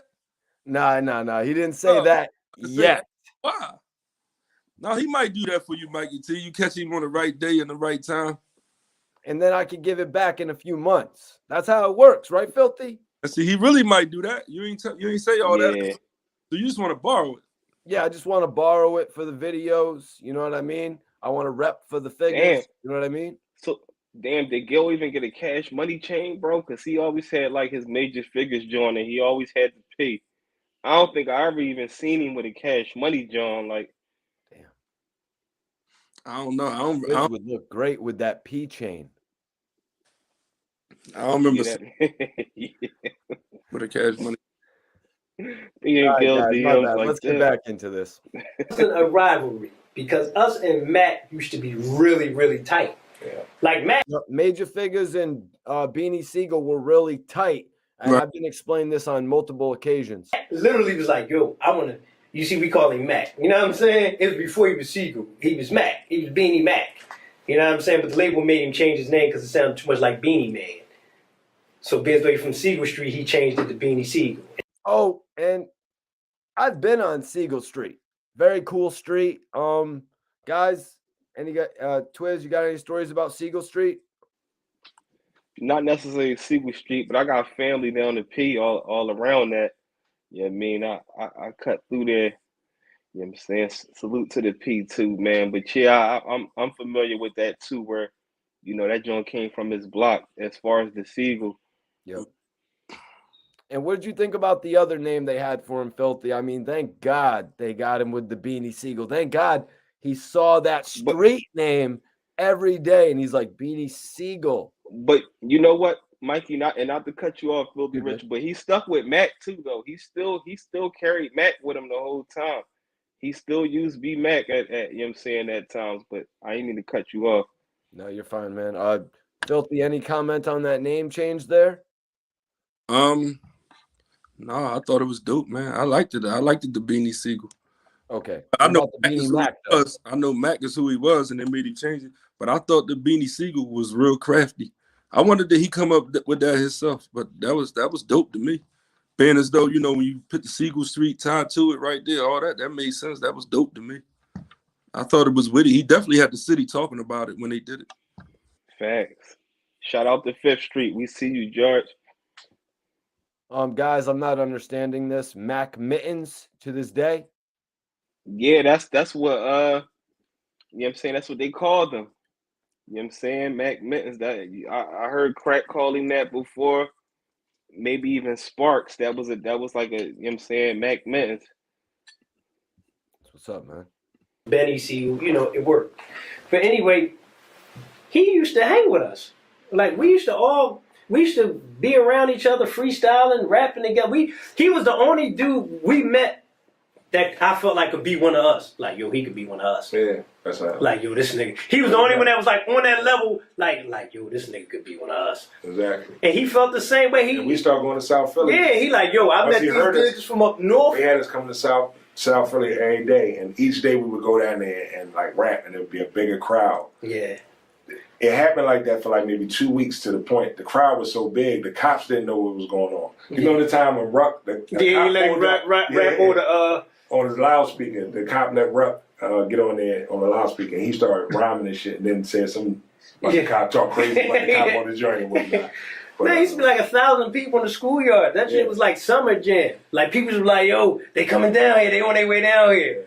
It started, we used to be in the detail shop. Exactly. So then it got bigger. But I mean, the rivalry, people became divisive. This was our first lesson in the music business. People became divisive, and it was just like, I think it was a little sour grapes. Jay felt like when we ain't signed with him, it was like, yo, y'all being disloyal. So then they put it in Mac ear like, yo, they don't really mess with you because they ain't come ride with you. And then people was in our ear like, yo, dude, he said this. Man, he was popping it at y'all, and it was just like, and then it always was a North Philly, South Philly. You know, that's embedded in us from old head. The old head beat us in the head with that, we little kids, yo, South Philly thing. It was obviously, honestly, the worst decision we ever made, because it was like, we didn't need him. None of us needed him. Like, we were strong enough together by ourselves, but we didn't know. We ain't know. And it was like the root of the whole thing wasn't really no problem. Like, yeah, that's the thing. It wasn't really a problem. It was no root. Like, people say the beef or the rivalry, it was just like, it was something that people made up and it divided us. And it was very, very, very divisive. And to this day, like, when I see like a lot of cats in Philly and how hard they struggling to get on and how many things is going on, I'm like, damn, that's partly our fault. Because people, for years, people thought that was their way to get on. Mm-hmm. I'm going to go at, what's the name? I'm going to go. They thought that was the ticket to get on. Well, that's. Twiz, is that still going on in Philly to this day, what Spade's talking about? Yeah, it's still going on right now, especially with these young boys. It's worse now, I think, with these young boys, because now it's getting deeper than rap. Like, you know what I'm saying? Like this new wave of music out of Philly, like for the young boys, bro, like that joint getting like Chicago now, you know what I'm saying? Like, you know, it's getting real disrespectful where, you know, I feel like we'd be much stronger as a unit. If you gonna go at anybody, you know what I'm saying? Go at outsiders. We can keep it at music, but you know, when it's so close to home like that, you know what I mean? Everybody trying to secure their real card, that, you know, it's real dangerous, and it's like it's one of the biggest downfalls to our city, is that like you got a bunch of serious people, bro, and you get involved with music, and then the streets and rap is like right on top of each other, bro. So it's more disrespectful now than I feel like it was back then. You know what I'm saying? Even though like with the Figgas and all that and State Prop, that joint was a serious joint, but like now it's like, you know what I'm saying? It's like, it's the norm now, bro. These young boys, they, you know what I'm saying? It's an ugly scene right now. Filthy, did you have anything you wanted to add to that? What was the question? No, I just asked Twiz basically what you know, what we were talking about with the interview. So basically, just to run it past, Spade was talking about like back then that everybody off Philly, they felt like the way to get on was for everybody to go at each other. And he was talking about like being people from them being from down north, they had went down to P and all of that. And you know how it was always like, oh, you know what I'm saying, they from north, and you go down to P and it was kind of tension. Like he was saying, like it was tension, and people felt like they had to go at everybody. So Mikey T was saying, like, do we feel like that it's still like tension in between as far as like rappers from the city going at each other and things of that now with like the new generation of music? Thank you, Twiz. No doubt, bro. Yeah, it's still tension. Like right now in today's time, I don't even think these young dudes should even like diss each other and really go back and forth with each other, because it get go off with it, Filthy. Get out of hand quick, man. So I just think they should. I try to diffuse any of that type. I don't think they should even make diss records about each other. If they're going to do the battle rap, I think it should be organized like the URL or Smack and all that. where both people, we gonna come here, we gonna rap, we gonna keep it here. If it's something like that, but other than that, man, like today's time is not healthy, man. Like people dropping, so it's not a game. Facts. People dropping from just simple shit, man. They get took out of context, and you got other people, then you got social media all in the middle. Next thing you know, you got a homicide, man. You got somebody going to jail forever. So I just think I try to just do away with all battle rap unless it's an organized, structured battle, and both parties agree we just doing this for the sport, for the talent. Whoever the best man win, you know, it's like smack, URL type joint. But if it ain't that, Thanks. I try to just tell all the youngers in the city, man, like just leave it alone, man, because at the end of the day, all you're doing is creating evidence against yourself because they get in court and go to jail.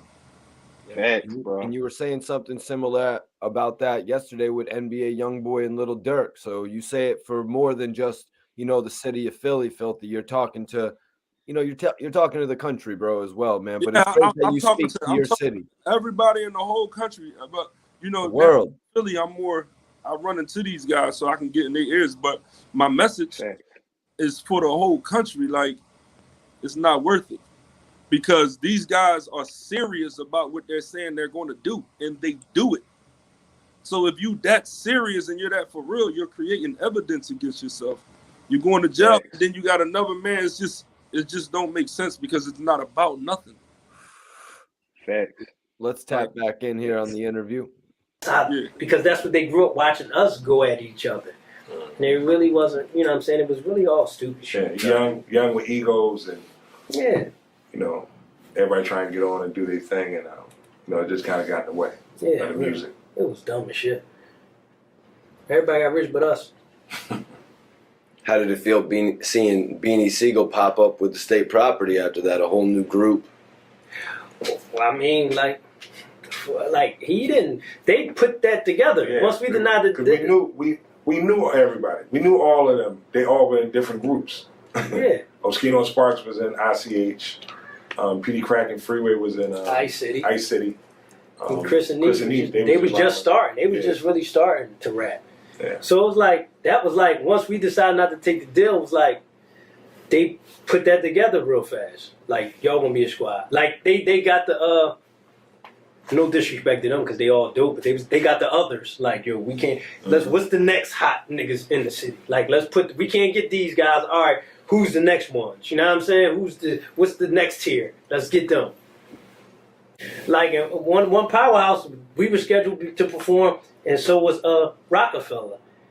And we was gonna, you know, see, we sat down and we like, yo, maybe squash, we gonna go on stage and we had a song together called Philly. You know what I'm saying? Over the old care BDP Jimmy beat. You know what I'm saying? But it was Philly. And we was gonna go up there and do their job. They got wind of it. Oh, they gonna squash the beef on stage, blah, blah, blah. I don't know. It was a phone call made, if that go on, then we ain't going up. And then, you know, they didn't even let us perform. They kicked us off the joint too. Yeah, political. Oh man, my feelings was hurt too. Damn, yo, that's pretty crazy. That's actually pretty crazy to hear that they were gonna squash the beef. You know, they were gonna come together and perform. And this is pretty much another highlight that would have been in the Major Figgas career and showcasing them to the mainstream public, you know, that they were kind of gypped out of again, man. Filthy, what do you think about that, man? State property, the Beanie Siegel record that they were going to do out there in front of everybody that we got denied of. I mean, looking back in hindsight, you know, it's a sad story.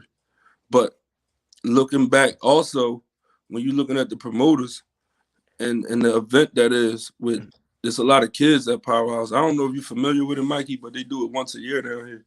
It's the biggest concert in the city. Yep. And it's Power 99. Yeah, right. I've seen Meek Mill out there. I've seen, yep. It's like all the, you know, A-list performers and stuff like that there.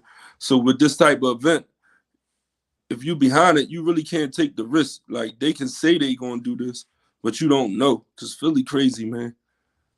So I think the guys probably just wanted to protect the bag and have a real safe event and a real safe night. and let them figure it out. They probably felt like that stage and that particular spot was a little too big to take that risk.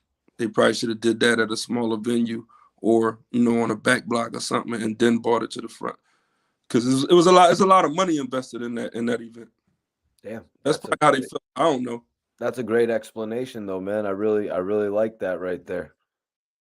So let's get back into it. Another thing that was talked about was recently when Kodak Black brought up Gillie's name on his record dissing T.I. He actually mentioned Gillie as well. What were you guys' thoughts on that? Free promotion. I mean, really, it's like, I don't know. Like, it's I don't think those things are as important as they used to be because hip hop is not competition anymore. You understand what I'm saying? The reasoning that guys can be whack is because they can say, I'm getting to a bag. I'm getting the money, though. You understand what I'm saying? Back when we first started, we was doing it. It was about, like, being the king of New York or being the best MC meant something. Now nobody even cares about this shit. Nobody even cares. Nobody even, now I'm not going to say nobody, but I mean, that's not part of the culture, wanting to be the best MC anymore. And then a lot of shit is like novelty shit. Like, you know, back a long time ago, it meant something. If somebody dissed you or whatever the case may be, it was some real shit. It resonated everywhere. But now it's like you hear a lot of shit and then you see motherfuckers hugging and playing. And like, it's like a novelty to me these days. And the fact that you still got A-listers mentioning your names. Yeah. I mean, you know, it's you know, I don't know about what list people go on. I don't know about the list, but I'm just saying it's like Major Figgas, like we made a niche in the culture. I didn't understand it until I was in the joint and then I came home. I didn't, you know, I'm like, damn, y'all heard us? Like, y'all really, like, you know, you go to New York and I think we're as big in New York as we are in Philly. Mm-hmm. Like, you go in Brooklyn and all the places, they're like, yo, son, we grew up on y'all.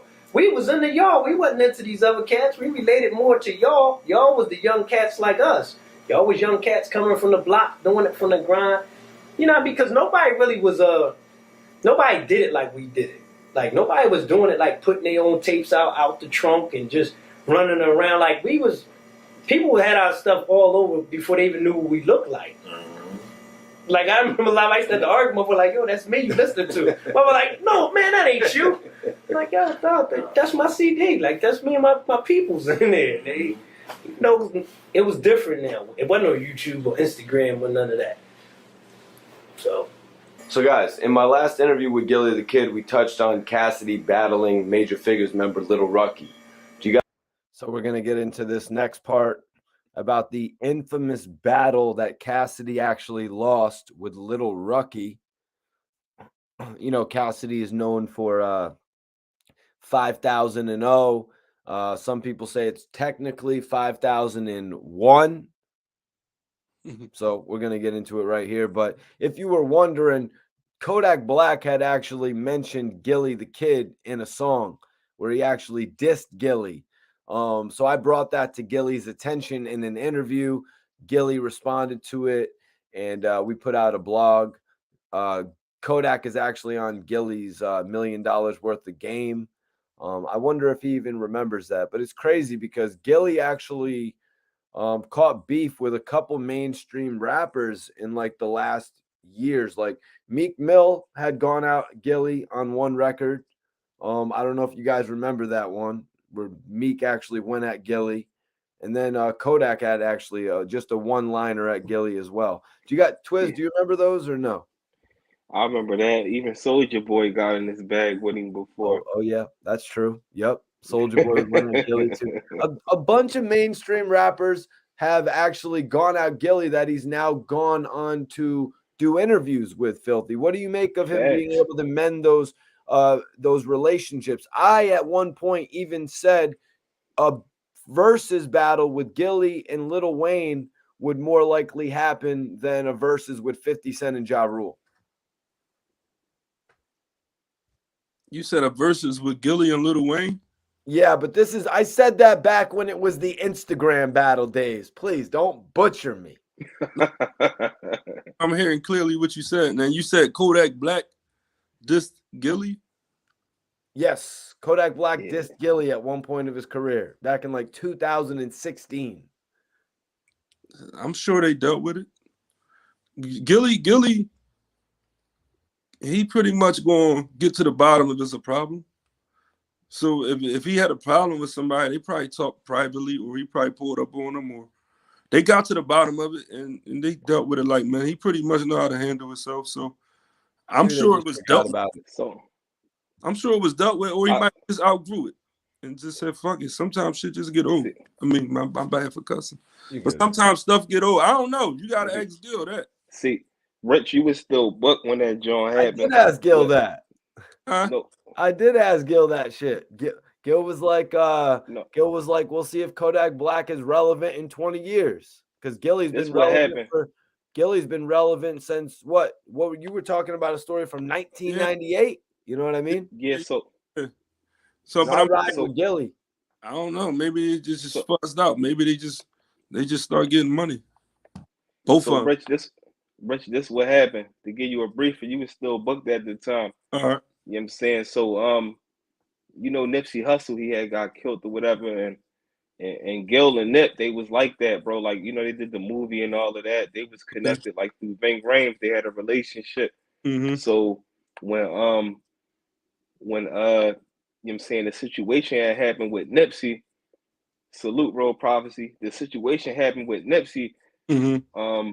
Kodak made a statement, like kind of going at I remember Nipsey. I was home Oh, you was home for that? All right, cool. So when he had did that, Gil had said something, and then that's what made Kodak say what he said about him. Like, I think calling Gil washed up and all this and that. So that's where the joint. Yeah, I know what you're talking about now. I think Gil just realized that was like a kid to him, man. Exactly. Gil was like Gil mature now. So he probably gave him a little game, probably said something to him, spoke his piece, and just left it alone. He's not going to beef with Kodak Black, man. But plus, what we got to remember is Kodak matured a lot since back then, like when him getting booked and all of that. And he not the same wild Kodak from back then. He carry himself a little different nowadays, you know what I mean? So it was great that in contrast to that, Soulja Boy is crazier than ever. You know what I mean? Yeah. Soulja Boy's crazier than ever, and him and Gillie put their shit to the side. You know what I mean? So yeah, so Soulja Boy be trolling half the time. I'm not calling him no sucker or nothing like that. Nah, he's still cool. A man at the end of the day. But it was funny because when Soulja Boy came on $1 Million Worth of Game, I think Wallow brought it up or something. You know, Wallow being this duffel, like he brought it up. Like, remember y'all was going back and forth. Gil said he'd trash you, like, but they laughed it off, man. It's great to see that and it just lets you know that. I mean, that's for everybody watching, and especially all the young boys. Like, sometimes you might get situated, emotions can get involved, you get upset, but sometimes you let a week or something go by. You know what I'm saying? When that time go by, you realize a lot of the times, bro, it don't be that serious, man. You know what I mean? If it's not about getting the bag and providing for your family, it ain't worth it. Anything else, it can throw your life away, getting the egos involved and the emotions and all of that. So salute to all of them for, you know what I'm saying, for paving out their differences, man. So before we get into the final topic for this interview, which is going to be the Little Rucky Cassidy battle. Little Rucky, everybody knows Little Rucky was with Major Figgas.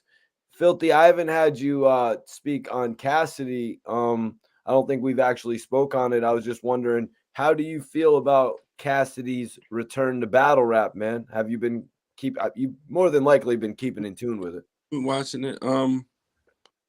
I think it's dope. I mean, when he returned, looking at where he started from to where he at now, he grew like he always do. Like, you know what I'm saying? Like, he got the talent. He's definitely a legend in that field. Thanks. In hip hop. So he's a legend. He got the talent. And the way, like, Cassidy got so much talent that, like, he can do whatever he wants. He can come out of battle rap right now and come back in another 5 years if he wants to. He's that talented.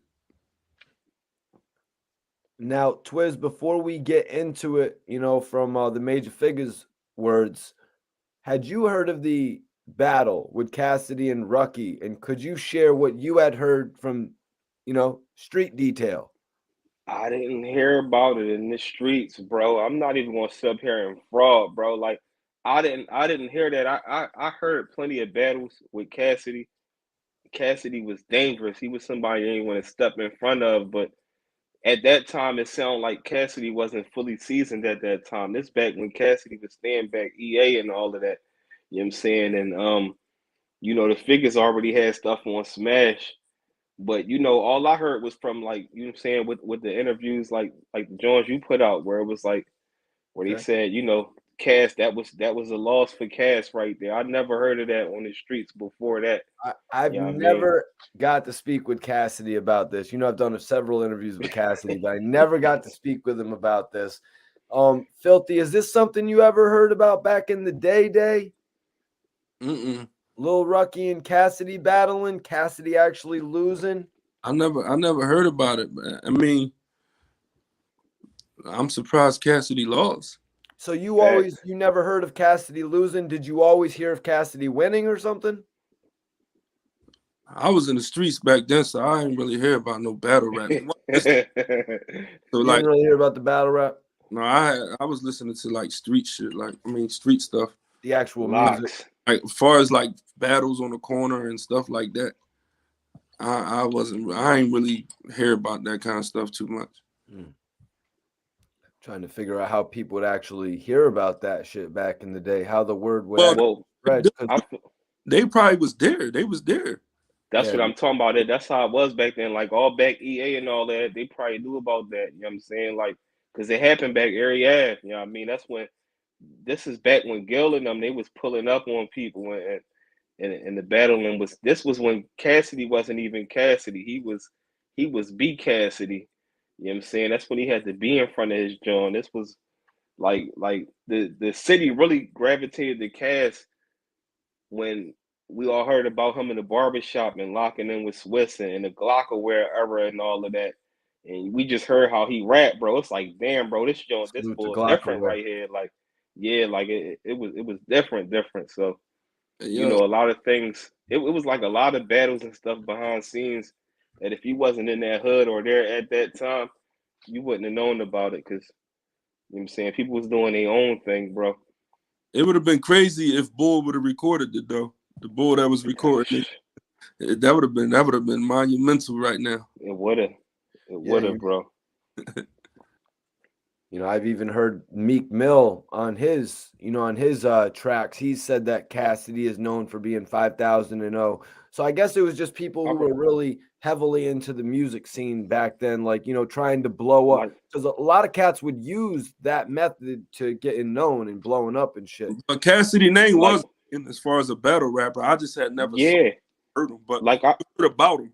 Like people was talking about, you know, facts, battling and stuff. His name was ringing on the streets. I just never saw him or heard him myself. Facts. I remember hearing about him battling down B&O and all of that. Like, you know what I'm saying? And he even pulled up when we had the John. I know you remember that John Rich, like La La Records back True Ave and all of that. He even pulled up that joint, you know what I'm saying? And he came up, that joint dropped like 1,000 bars in that joint. Like him and Ness had pulled up to that joint. That joint was epic. So, but Cass was just one of them guys where like people ain't want to step in front of him. Well, Twiz, the battle, Cassidy trashed him.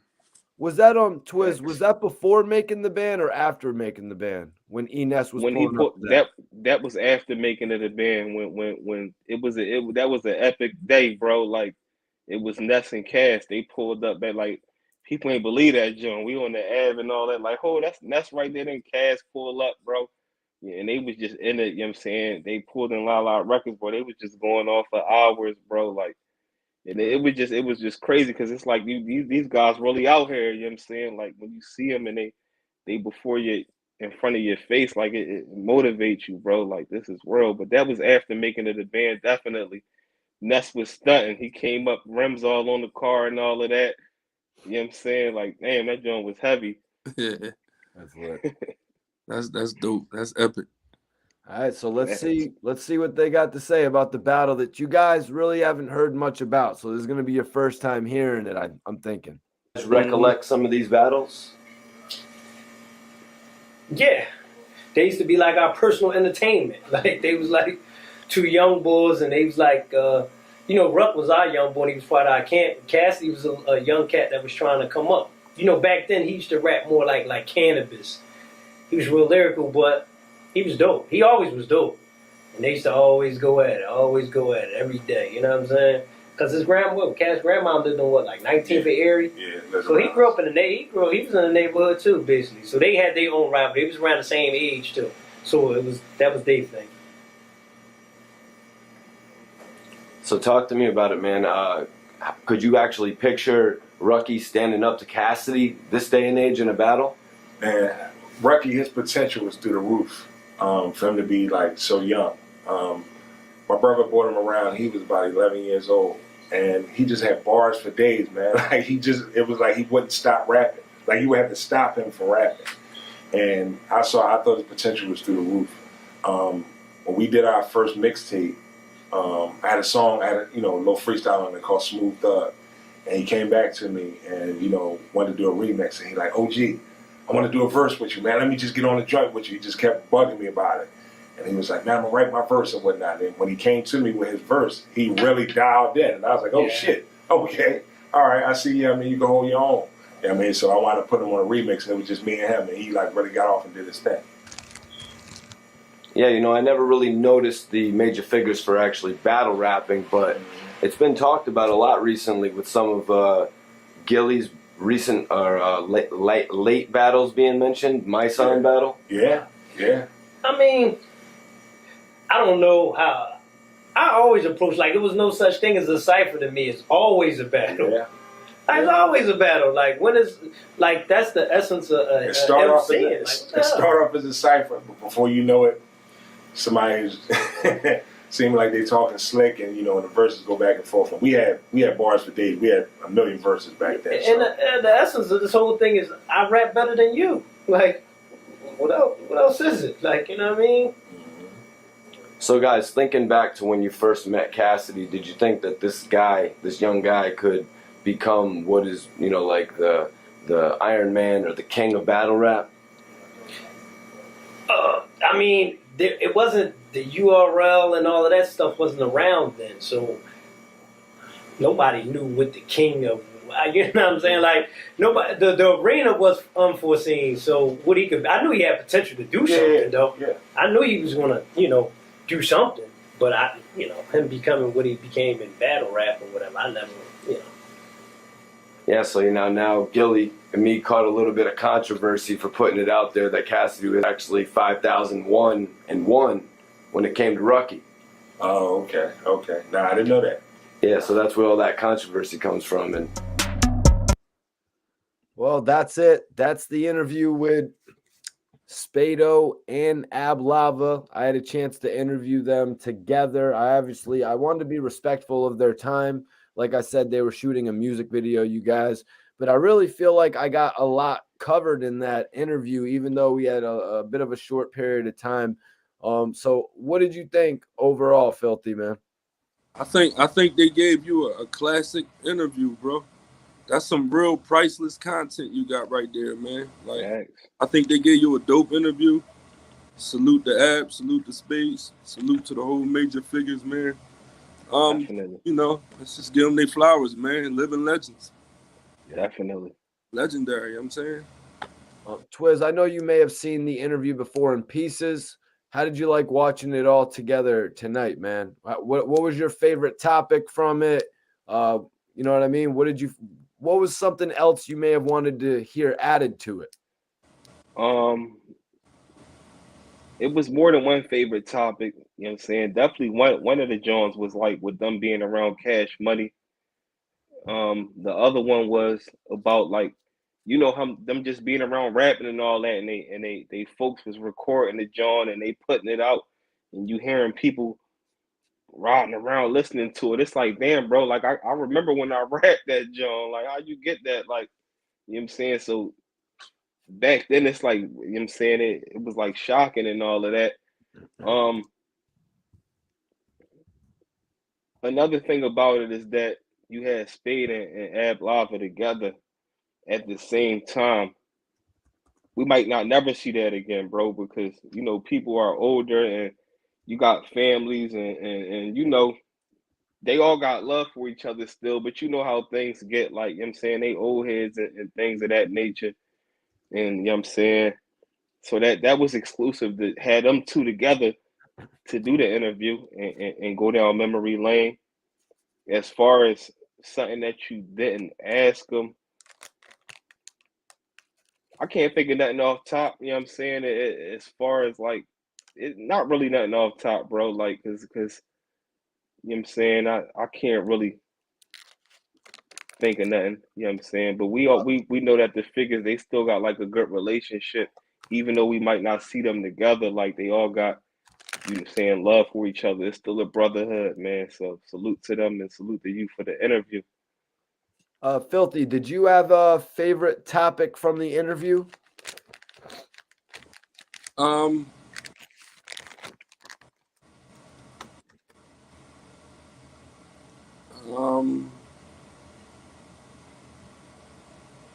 I thought it was pretty solid straight through, man. But I had a question for you though. What's up, Filthy? I don't recall, like you said, that Cassidy lost the battle to Rucky. Right. Spato or Ab Lava say that. So where did you get that from, Mikey T? Well, obviously you heard at the end that Gillie and I had caught the controversy. Oh, okay. I didn't hear it in this interview. So I didn't understand where that came from. Obviously, you heard at the end though that Gillie and I caught the controversy for saying that Cassidy lost the battle.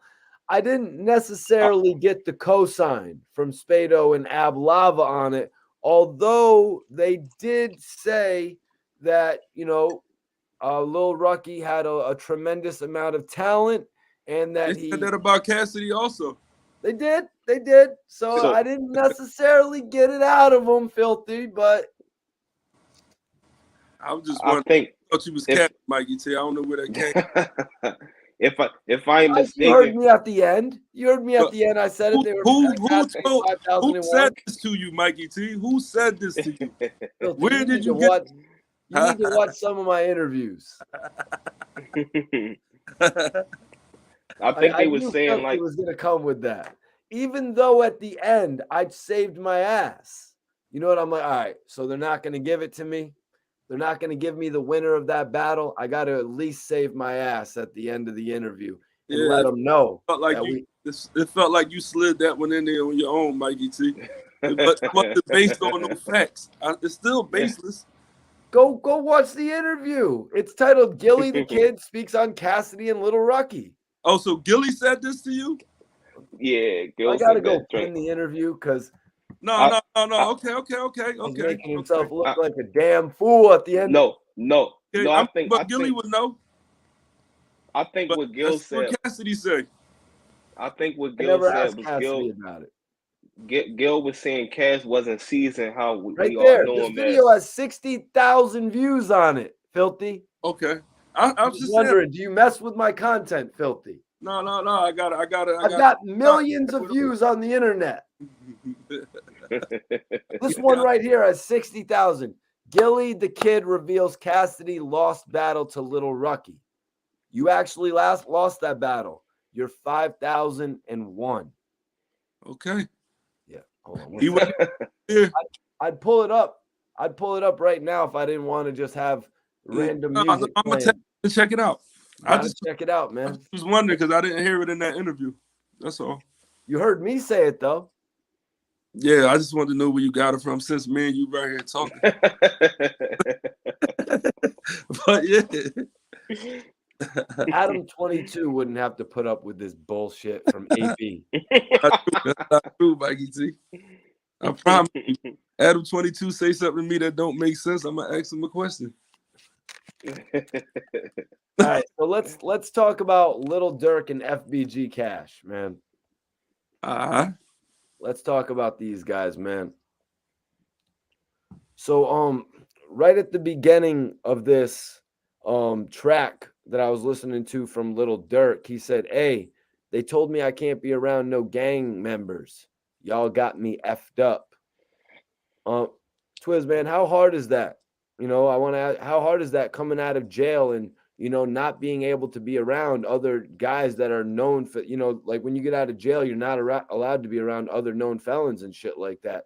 Sometimes some people's friends have felonies on their record. That just means you can't have those friends around. You know more, Twiz? Man, it's damn near impossible, bro. All you gotta do is not try to come in contact with the law. When you coming home, you know what I'm saying? You know what I'm saying? At least one out of every three homies, bro, on some type of paperwork. So you ain't thinking of that. You happy for your freedom, especially if you coming straight back to your hood. Like it's impossible, bro. You know what I'm saying? They like it's just impossible, man. It depends on also where you at in life. Like if you older and you could really be out the way, or you in a position to be out the way, that's one thing. But you Filthy, I know, a want lot to of ask times you. people is like they come where they from, and it's like impossible damn near. Oh shit, damn, Twiz, we lost you for a second there. You glitched out for a second. But Filthy, I wanted to ask Okay. you like how hard it is from like the celebrity perspective from this. You know what I mean? Like when you're trying to do things in the music industry, you know what I mean? Does that really like because I look at Little Durk, you know what I mean? Little Durk, who's got to be around somebody like King Von, but King Von's obviously been locked up. I mean, it's impossible. Possible. Like Twist said, Facts. possible. Like when I came home, that was part of my stipulations. My whole family got felonies. Facts. I mean, I'm just keeping it a bean. What you want me not go around my aunt, not go around my uncle, not go around like my whole 90% of my family got felonies. It's crazy. So that's like a Catch-22. That's like something they exercise like when they know you doing something, but they can't really get you. So they'll pull Facts. that out. We got proof you was with a felon, so we're gonna extend your probation or send you back. Mm-hmm. Is that too much? That's like a John, they just messing with you, or they know you up to something but can't catch you just to prolong your situation. But they know you can't be around. You can't. Most people, a lot of people come home and move into projects. Like, Facts. think about what you're saying, Mikey T. Yeah, you know, I was just thinking about it in regard to, you know, look at Gucci Man when he came home and he was on home confinement and he wasn't allowed to be around felons. And I'm just thinking, like, damn, well, does that put him out of working with several of these guys who may have felonies on their record? I mean, I don't know the records of the well, Offset was locked up for one. So does that mean he can't work with Offset? You know, that means he can't make multi-millions of dollars with these different artists. I just think of how it like actually affected their careers. No, it just means he can't get in trouble with one of them.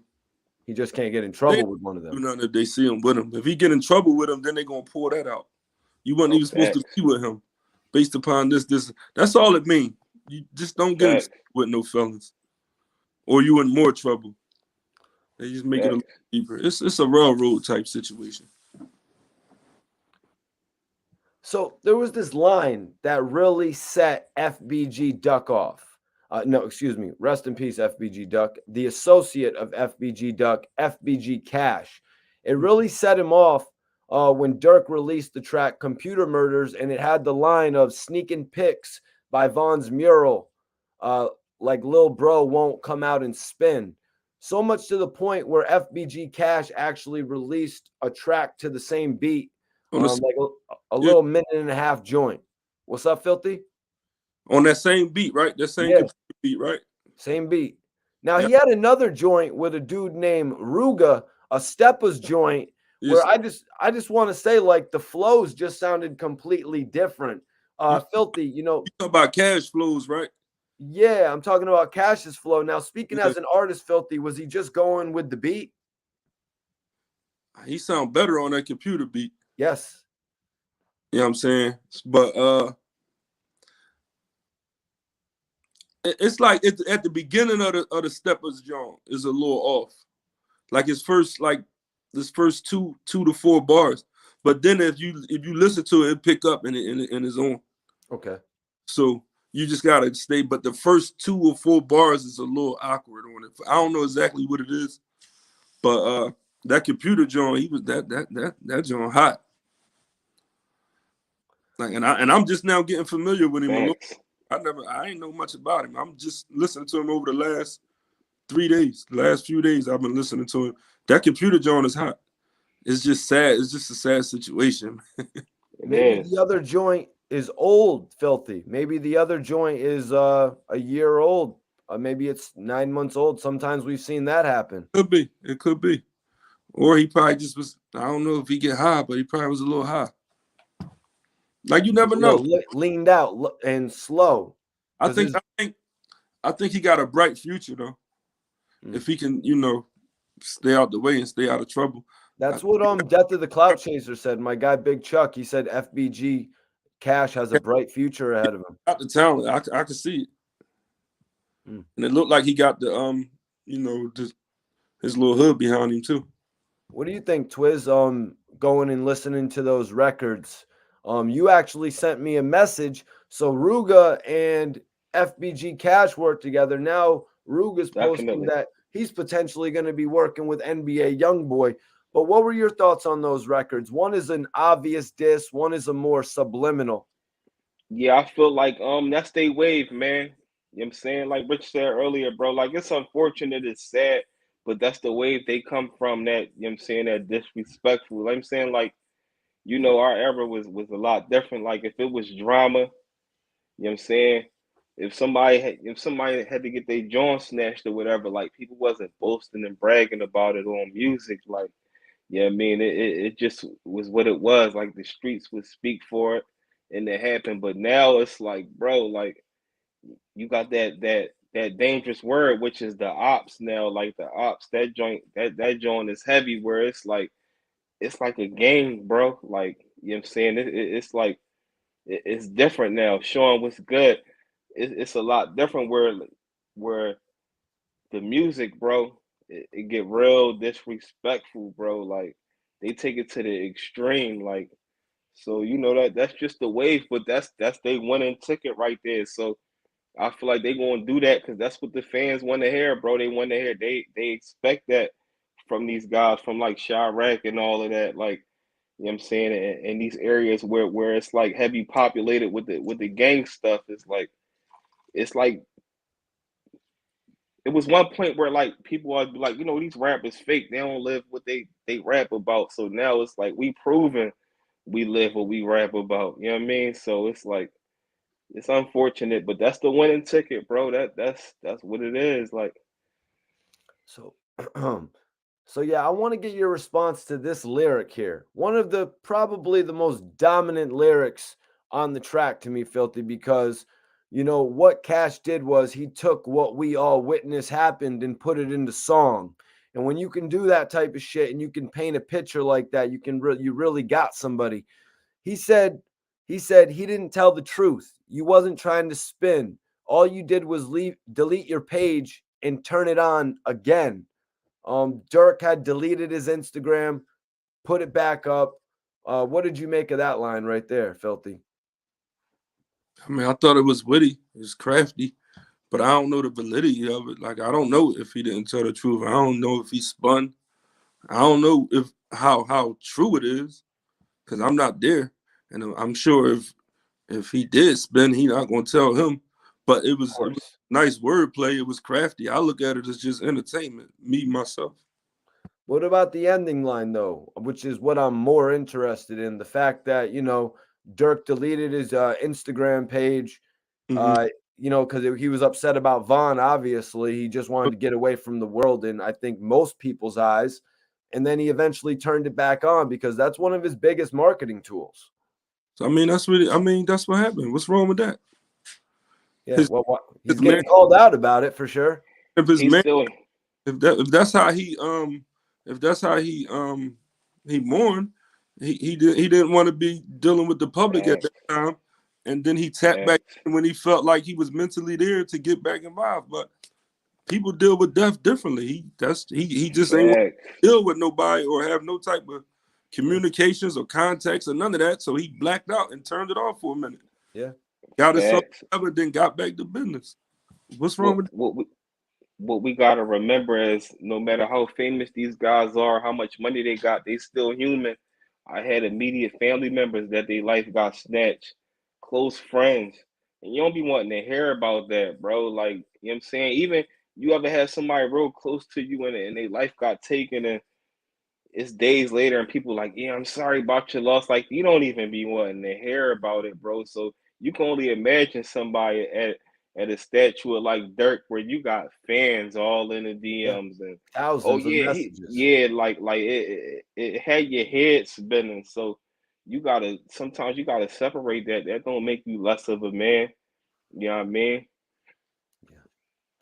Yeah, but honestly, you guys, I think FBG Cash, who obviously I'd known about FBG Duck, a really great artist, but this is really in some of my first time actually taking an interest in FBG Cash's career, hearing the, not so much the Steppers record, because I really wasn't all the way into that record. You know what I mean? I was like, okay, so this is why I haven't been so much tuned into this guy. But then I heard the Computers joint, and like you were saying, Filthy, it's kind of, shitty the fact that it's, the beef that's pulling us into this.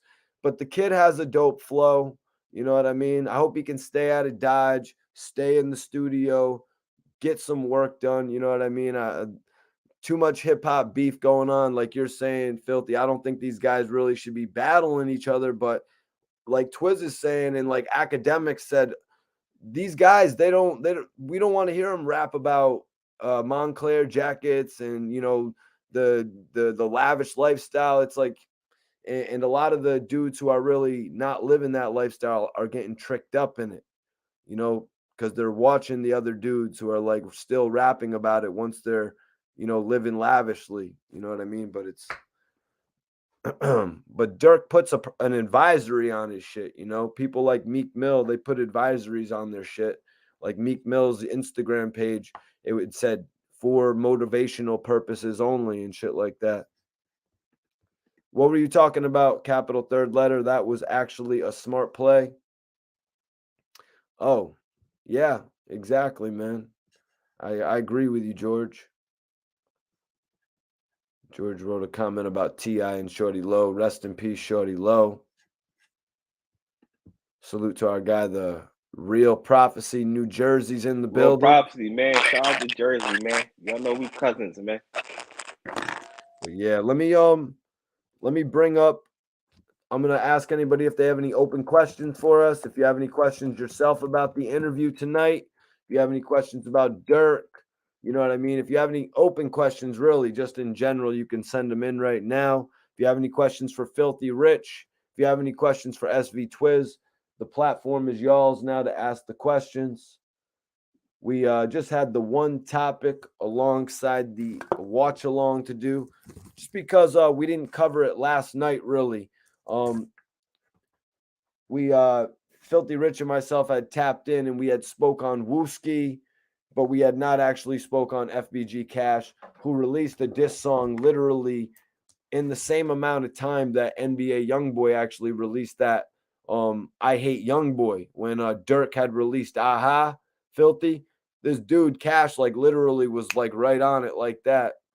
But oh, whoa, my bad, Filthy. Come on, man. We ain't playing. We ain't about to disrespect Filthy Rich on this joint, though. We ain't about to do that. George says, when is the bid 2 coming out? I need that info. And can you speak on the cast that will be in on it? Can you touch on any of that right now a little bit, Filthy? Damn it. Did we lose Filthy? I think he froze up. Oh, shit. He might have got a phone call or something like that. Don't worry. We might get him back in just a second. Yeah. And better yet, with that disrespectful ass comment. Yeah, we're not going to do that, bro. Like, you know what Yeah, I'm saying? straight. Filthy Rich took the Straight. time Don't out of be- his day to be in the chat, man. Man, he doing a lot don't be for the doing that city, shit, man. man. And at the end of the day, We don't treat our ain't guests like tolerating that on that. this channel. Facts. What do you make of FBG Cash? taking the whole beat and recording on it, Twiz? What do you make of him taking the whole beat and recording on it? He's obviously got some people interested, but I mean, I don't know how long it'll actually be on the internet for. We've seen it before. We've seen it with like with like state property and locks. We saw it with even with like the Ab and Meek Mill beef. You know what I mean? So I think it's a strategic move. Like, who gonna smoke this beat better, and get their point across better. So I think it was a strategic move, man. You know what I'm saying? I like that. It's like, bro, you said this on this beat. Now I'm gonna walk this joint down better than you. Okay. Capital third letter C says turning off his Instagram was a smart play. And True. like Filthy and you Twiz were explaining it, I think that was, like kind of like he needed to just check out for a second.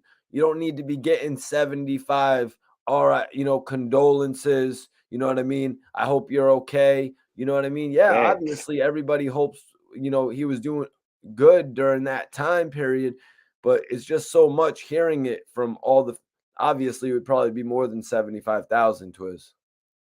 Facts.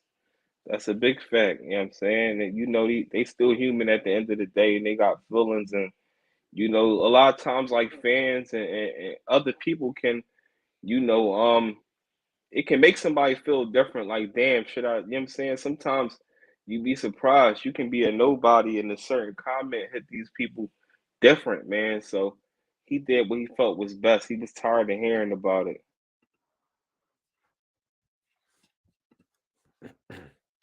What's up, man? But so in regard to the diss track, though, do you think Durk will have that removed? Do you think that'll potentially get removed from the internet? I mean, this track was actually released after Durk's album, so the computer track is not on Durk's album, Twist. But also, I wanted to get your take on what's your thoughts on the fact that he released a track like literally right after, dropping an album that's gone #1. Did he really need to do that? I mean, I think anything that can boost the people towards you more. It might have been some people that wasn't tapped in or might not have caught on to the album or might have forgot about it. And then they see that diss track and they just like remind them like, oh yeah, damn, he just dropped an album. Like, anything to keep the people entertained. I don't think it's no such thing as doing too much work when we talking about like this game, the industry and all of that and music. So I think it just added probably more spunk to it, bro. Major salute. Atlantic City's in the building, Twiz. Major salute Shout to out to Bert AC, Castro. man. Need to pull up there, man. The weather nice, man. I'm about to hit, you know what I'm saying? Hit the casino or something. My bad. I just lost my train of thought when Bert Castro popped in the building. Appreciate you for tapping in, though, man. Everybody share this video and shit. But what I wanted to say, Twiz, was like, but Durk kind of like, dissing FBG Cash, he kind of put him all on our radar. You know what I mean? Not the fact that he said his name, because he didn't call him out by name. You know what I mean? It's not like he said Cash, but Cash is all over. Now Academics is talking about Cash. He's on our radar now, and this is the first time he's on my radar. That's a fact. That's definitely a fact. Why do you think Lil Durk is giving him this light, man? He just gave him he gave him 1 million+ views of light, I want to say. Because it's just the FBG movement period. You know what I'm saying? They had issues for years.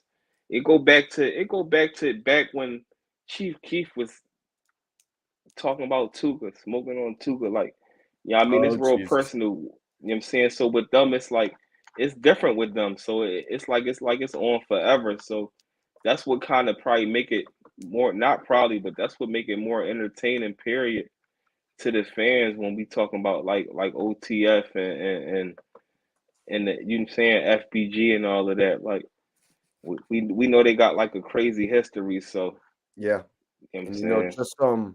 Just from hearing what Academics said on when he started in the game and creating that page, like it's obvious that there's such an interest factor there for all of that Chirac activity. You know what I mean? Facts. Facts. George says, Twiz, did you peep D Smoke's music yet? He is hella dope. I ain't even. I'm tuning into it today. After I log off, I'm gonna make sure because you mentioned it before. I'm gonna hop on that. D Smoke. I don't know if Filthy's charging his phone right now. Bert says he watched his movie. Dope. Filthy might be tuning back in with us. But yeah, you guys can watch it on Tubi. You guys can watch that shit on Tubi. But we're taking some open questions now. If anybody wants to get any open questions in. What were you sipping on tonight, Twiz? Oh man, I just finished off this Ciroc, man. I had that's big what's boy up. too. Oh, you got I the just Ciroc cleaned that joint mango? up. No, that's peach. Oh, that's peach. You know what I'm saying? I just finished that joint off. I was playing with this throughout the weekend. This the big boy right here.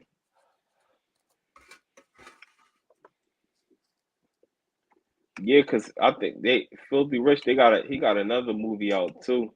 Oh, word? But yeah, but I know most people probably saw The Bid. Yeah, I was supposed to ask him about that movie with DMX the other night too, but we just got, we was talking about some other shit.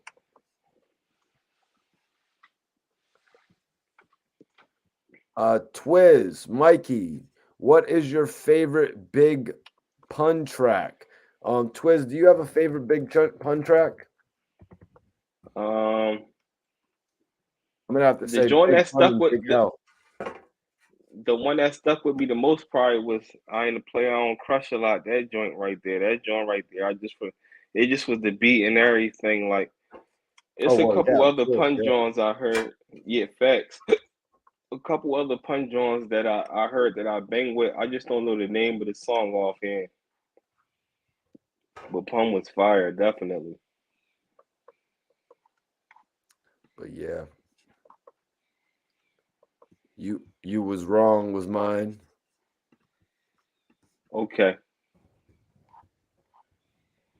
Okay, all right, man. Big pun, you was wrong. What?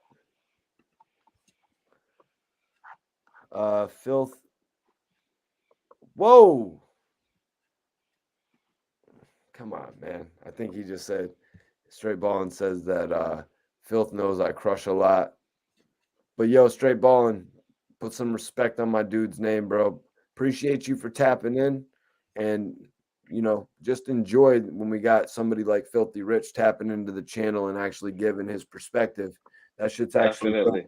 You know what I mean? Like Chuz was saying, that shit's dope when somebody takes the time to actually come on the channel. Like when somebody like Freeway or Gilly the Kid pops on the channel. You know what I mean? You pay homage and salute, but you know what I'm saying? Salute the movement, man. You know what I'm saying? Like your parent told you when you was a kid, say nothing nice or don't say nothing at all, bro. Like, hell yeah, man. But other than that, what you got going on, Twiz? What's next for you? I seen some people in the chat were actually saying they've been tapped in. Okay, thanks for everybody tapping in. I got something I'm about to drop now. I'm speaking on a Philly legend that's no longer with us. So I'm actually trying to finish the upload and all of that right now while we on here. You know what I'm saying? Somebody that was actually from, my section of the city.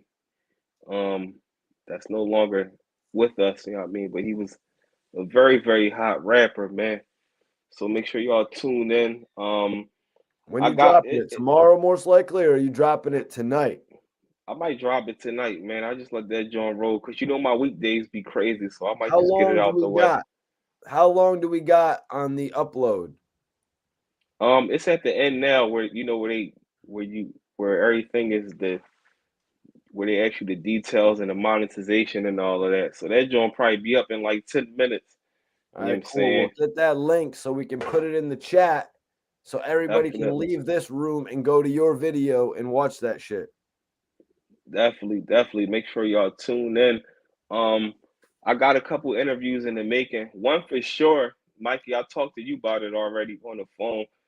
You know what I'm saying, with somebody that's important, man, to the street culture. I ain't gonna put his name or nothing out there. It's just that day it didn't work out and everything. But his timing is crazy, but we still been in contact, so that should be dropping real soon.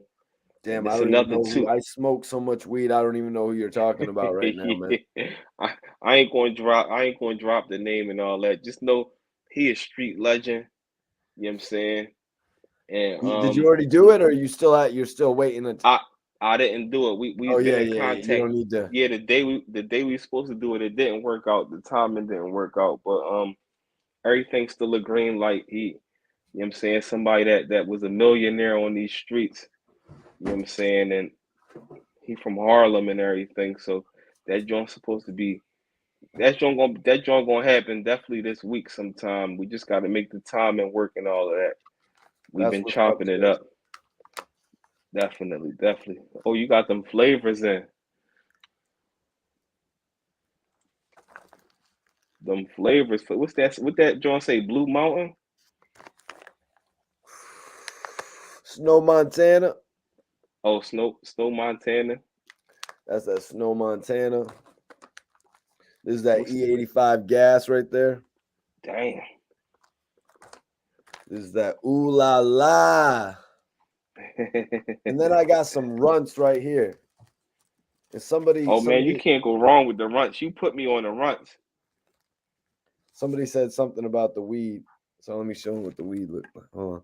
I don't even know if you can really see it. But it's some of the best. It's the best runts I ever had personally. That's heavy.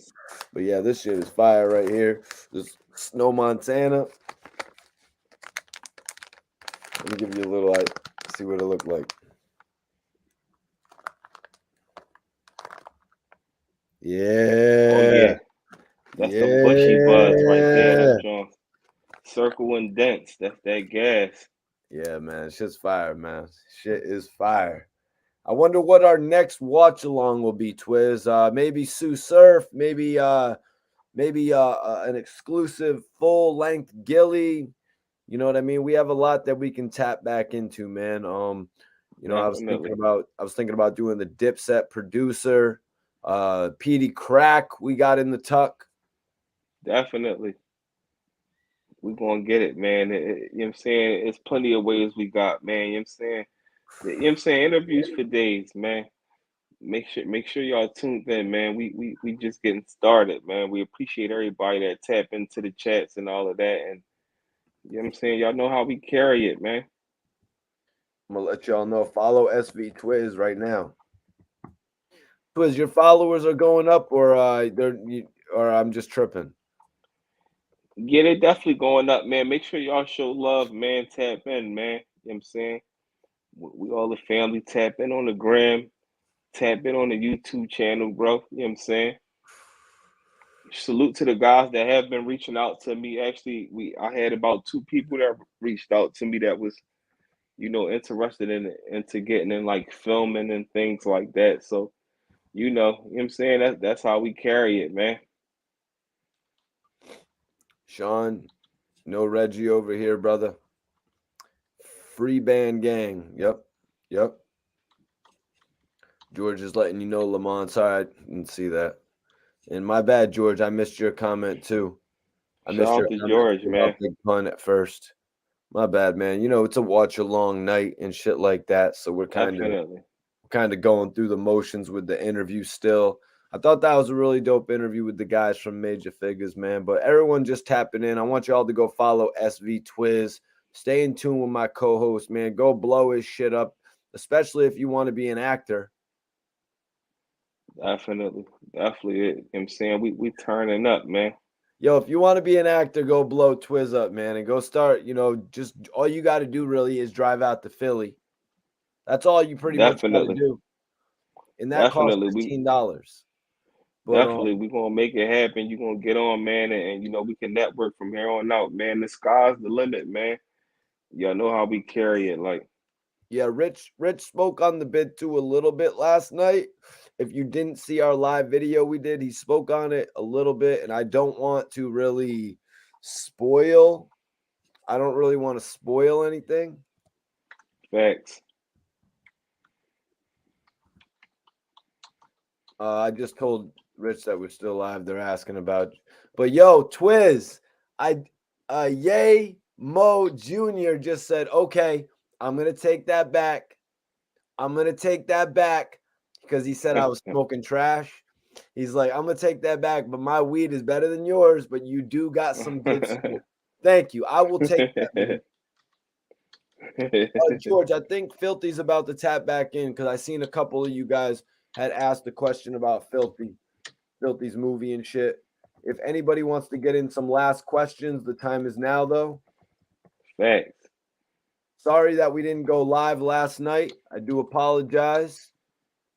We didn't go. Yo, Twiz, they be eating up the apologies, bro. When you, I apologize last week when we missed the live because we made our Clubhouse debut. Facts. Oh yeah, we can't forget, man. Make sure y'all follow the Clubhouse, man. That's a whole new slot right there, man. If you ain't got one, create one, man, because it gives y'all a chance to voice your opinions and all of that. And the joint with Mikey T, bro, it was crazy. Mikey T told us some great stories. We got to hear about his. We got to hear about his experience. Got into it. Yeah. Mace and I got into it on Clubhouse. Oh, really? Are you serious? Yes, we got into it. I'm not gonna expose the details of getting it in with Mace. I mean, maybe if somebody drops a $25 super chat, I'll let you know what happened. But yeah, we talking about Harlem World. Oh man. Oh yeah, I had to go in on $MA$E. Damn, that's crazy right there, bro. I'm just keeping it real, man. You know, Mace and me had some words on Clubhouse, and that's why you guys should come tap in with me on Clubhouse. It's Mikey T, movie star. You might not know what rapper I'm going to be going off on next on Clubhouse, so that's why you're going to want to tune in. But let me bring in Filthy Rich. He's actually tapping back in.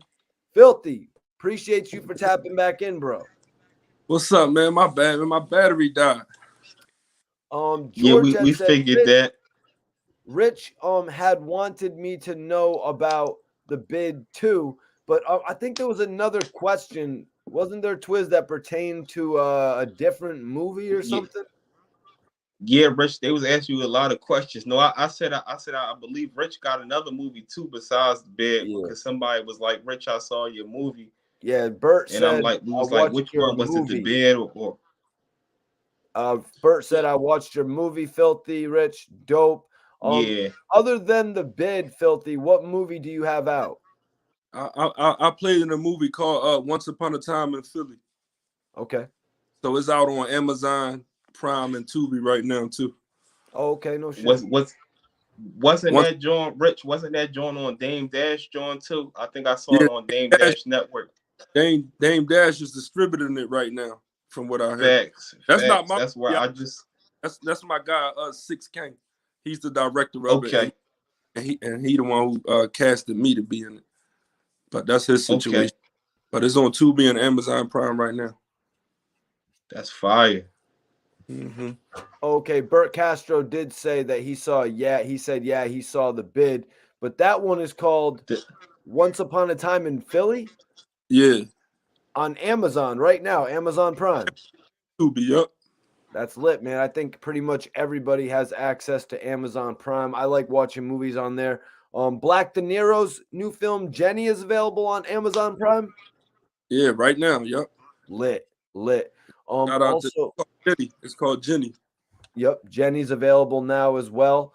We're gonna have to get Black De Niro up. I was gonna do a watch along on the Black De Niro interview. You might like that, Filthy man. Before I actually do a new Black De Niro interview.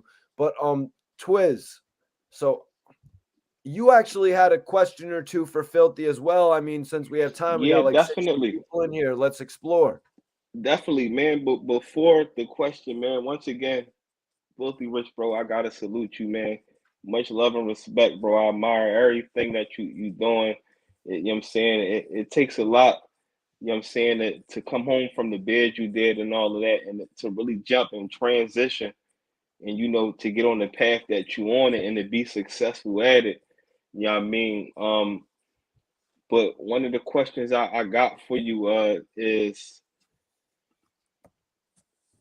how was it like transitioning from how life was before you got into like entertainment to, you know, as far as like coming home, like how was the transition? Was it like hard, or was it just like natural for you to, you know, come home from doing that bid and everything and going full force, you know what I'm saying, into like the entertainment business?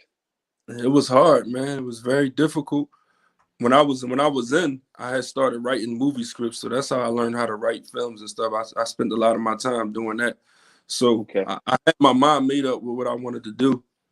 So you know, when I came home, I had to go to the halfway house. Mm-hmm. So that's when I got into Once Upon a Time in Philly. So that wasn't my movie. So my guy Six, he casted me, bought me out. So we shot that movie. So I learned a lot from being on the set of that movie. Okay. And so I had my own little scripts, and then man, boom, put the bid out. But it was very difficult because, you know, I had to work. I had to try to reconnect with my children because I just missed 11 years of their life. Facts. So I had to work.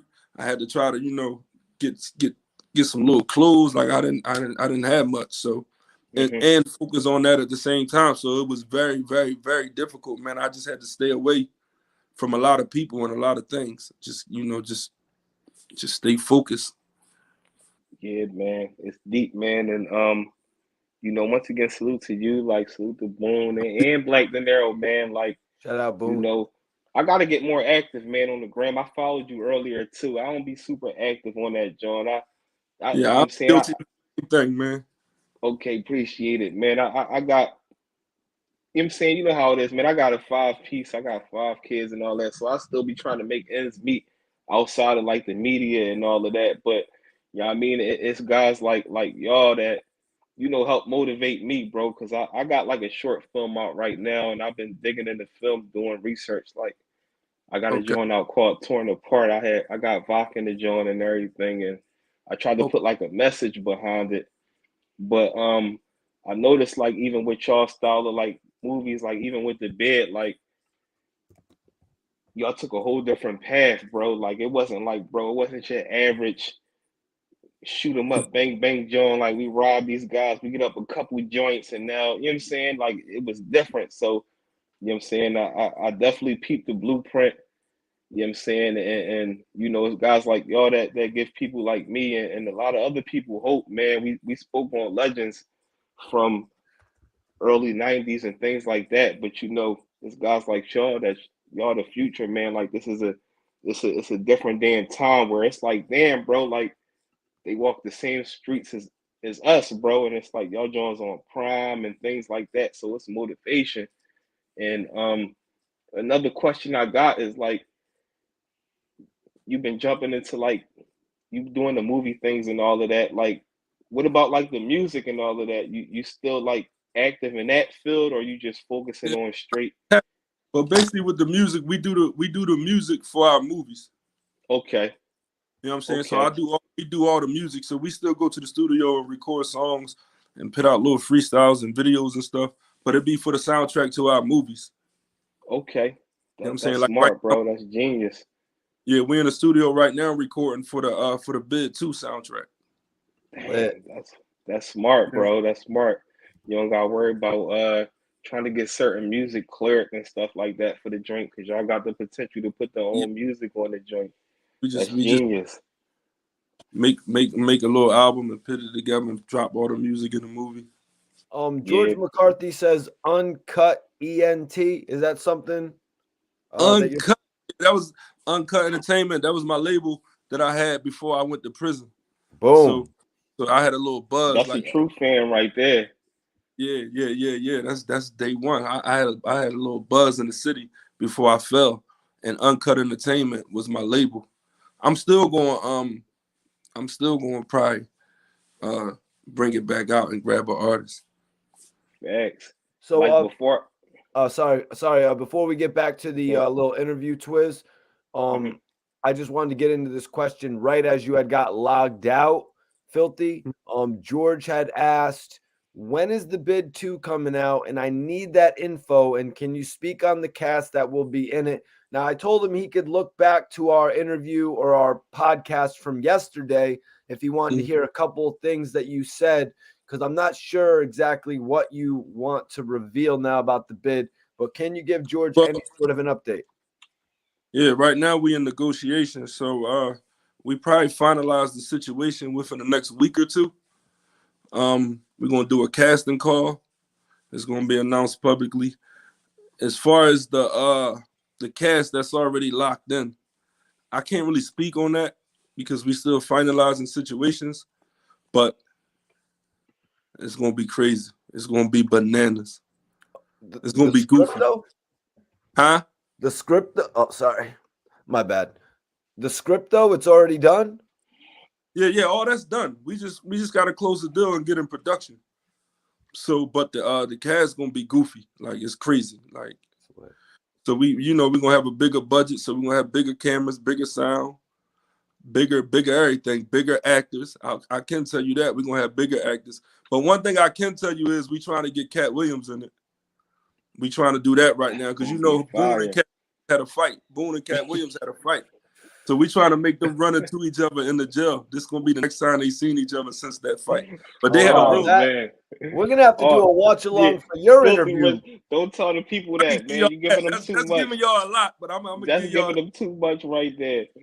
Yeah. Damn, we're gonna have to do a watch along, Twiz, for the interview with Rich and Boone, so we can go over that fight with you know what I mean? Facts. That might be a whole nother episode. I can see him right now in the hut. Cat Williams doing the jump. It'll be crazy, man. We got some real big names though, man. And we got some people out the city. We got some of the same people. We got some new comedians out the city. We doing a casting call so we can give everybody else an opportunity to jump in. So that's fire. I might have to come down to that junk, bro. Yeah, come out. Yep, it's fire. But we working on it right now, trying to get it out there, man.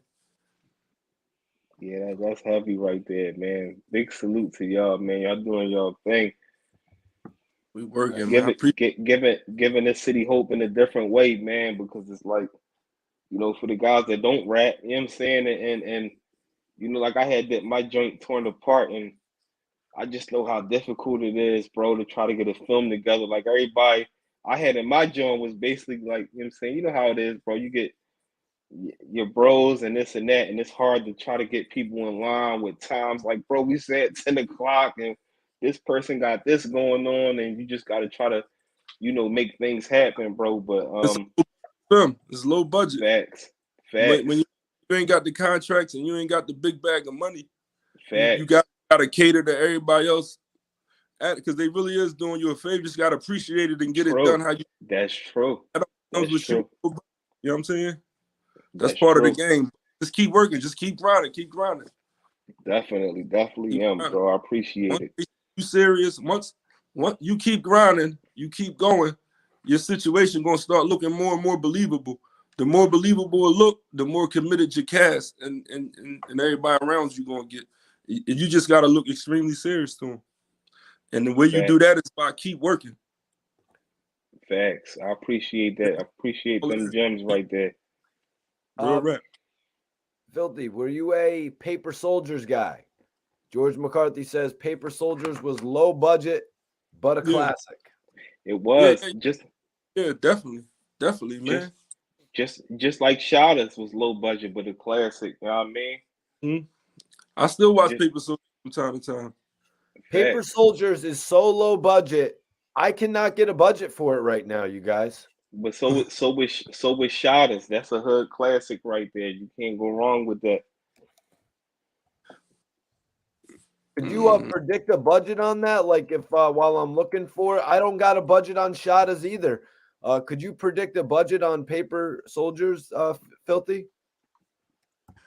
Oh man, who they had in there? They had Beans, they had Kev, they had a couple other people in there too, man. And ain't nobody know who Kev was then either. So it's like They probably had like $1 million budget. $1 million?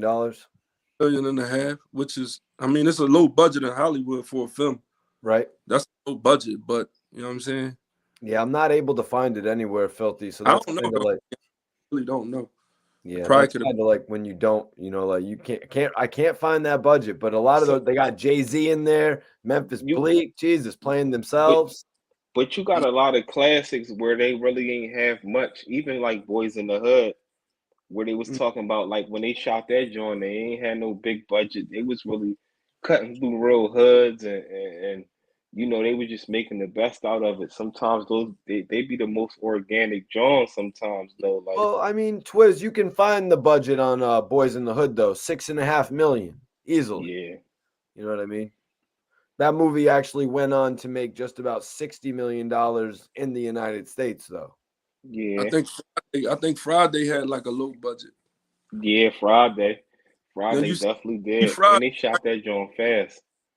Friday's budget was actually $3.5 million. What they did with Friday, that's what we tried to modernize with the bid. But Ice Cube, he went to the clubs and got all his comedians, like Def Jam Comedy and all that. So we just got our comedians off of social media. And then they boosted so we tried to take we took a little game from Cube with that.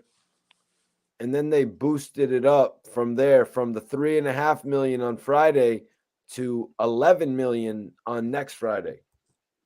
Yeah, because the audience was there. It's established. Like right now, we're gonna get a bigger budget for part 2.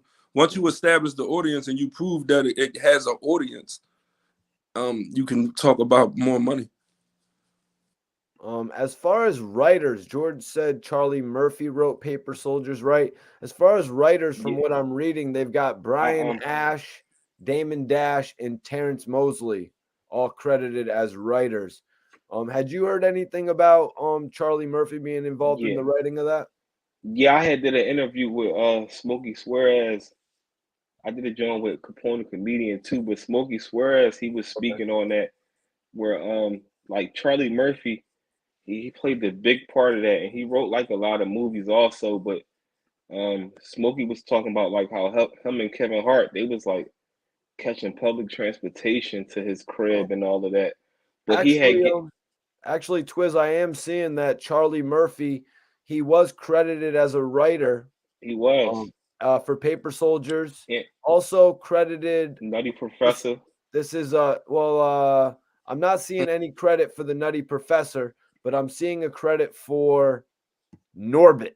Oh, Norbit, my fault. Yes, Norbit. Yeah, Norbit, you're right. Norbit. I enjoyed Norbit, man. Yeah. Filthy, did you see Norbit? Yeah, yep. That was pretty good. Yeah, that was dope. It was different. It was creative. Yeah, he did good, man. The one that I have not been able to see from Eddie Murphy, though, is the one where things are falling from the tree and he's not able to talk as they're falling from the tree. I don't know nothing about that one. Yeah, I didn't see that one either. He got so many movies. I ain't see that, John. Do you know about the biggest Eddie Murphy flop of all time, The Adventures of Pluto Nash? I didn't watch that. I know what movie you're talking about, but I ain't watched that, John. No. What is it called? It's called The Adventures of Pluto Nash. Not about that. Yeah, I'm going to tell you real quick. The budget on that was actually $100 million, and it made $5 million opening weekend at the box office, and overall $7 million. Dang. Sheesh. Yeah, crazy, you guys. Yo, let me send it around for everybody to do their plugs. Filthy, I'm going to start it off with you. If you have any plugs, if you have any contact information other than your Instagram, which I'm going to post right now, you can shout it out. My Instagram, my TikTok is 215 Filthy Rich. My Clubhouse is 215 Filthy Rich. My Facebook is Philly Filthy Rich. So that's pretty much my my socials. So okay. I pretty much play with the Gram and Clubhouse the most. So 215 Filthy Rich. Okay, so you said, yo, where can the people go to hear the Bid soundtrack though? Is that something you're just going to go to iTunes, Spotify? Well, the Bid One soundtrack, I think it's out on all the platforms. It's called Active. It's Boone and Rich Active, but it should have been titled the Bid One soundtrack, but I don't know what happened. But it's called Boone and Rich Active. It's a whole album. I think it's like 10 records, 10 songs on it, 10 or 12. iTunes, Spotify. Oh, I got it right here on Spotify. Everything. It should be on everything. All right, cool. But it's called Active, Boone and Rich Active. Yeah, man, that's cool. There ain't no reason. Bit out on Tubi, Amazon, Movie Spree, Fandango, iTunes, YouTube for the Bid movie. Tap in. Once part 2 come out, you're gonna need to see part 1 to really keep up with part 2. So tap into part 1, man. The Bid out right now.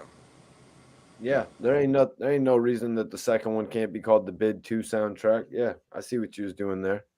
Yeah. So you got your Clubhouse for everybody that's following me right now. When I'm telling you to follow me on Clubhouse, go ahead, follow Filthy Rich as well. 215 Filthy Rich. I got that right, Filthy? Yep. And yeah. So follow him right now, though, immediately on Instagram. If you're on there, you need to download Clubhouse or whatever. You might even get a follow back from Filthy Rich right now if you blow his shit up. I'm gonna follow back everybody that follow me over the next couple of days. Anybody that follow me, I'm following them back over the next couple of days. So tap in. And go check out Active if you want to hear some of the music. Boone's on there, Filthy Rich. No other features on there? No, it's just me and Boone. Because I told you we did it for the movie, so yep. It's just me and him. But for part 2, we're gonna get some features on there. Dope. So now I'm going to pass it to SV Twiz. You know, I always appreciate you tapping in, Twiz. For sure, man. I appreciate being on the show, man. You know what I'm saying? First and foremost, man, salute the Filthy Rich, bro. Much love and respect. Thanks for tapping in. Twiz, good looking, bro. I'm going to follow you. You going to tap in? Definitely. We're going to hear more about for sure. Your movie, man. I want to hear more about your project. Definitely, man. I appreciate it, man. That's love, bro. That's motivation right there, man. You know what I'm saying? Really appreciate it. Mikey T the movie star, bro. Salute to you. Got the blue Bel Air on deck. You know what I'm saying? Y'all know how we carry it. You know what I'm saying? Full car radio. Yeah. Soon we'll be sipping champagne all day. You know what I mean? It taste different? It's not our birthday. Mikey T tastes different than the regular Bel Air? The blue Bel Air?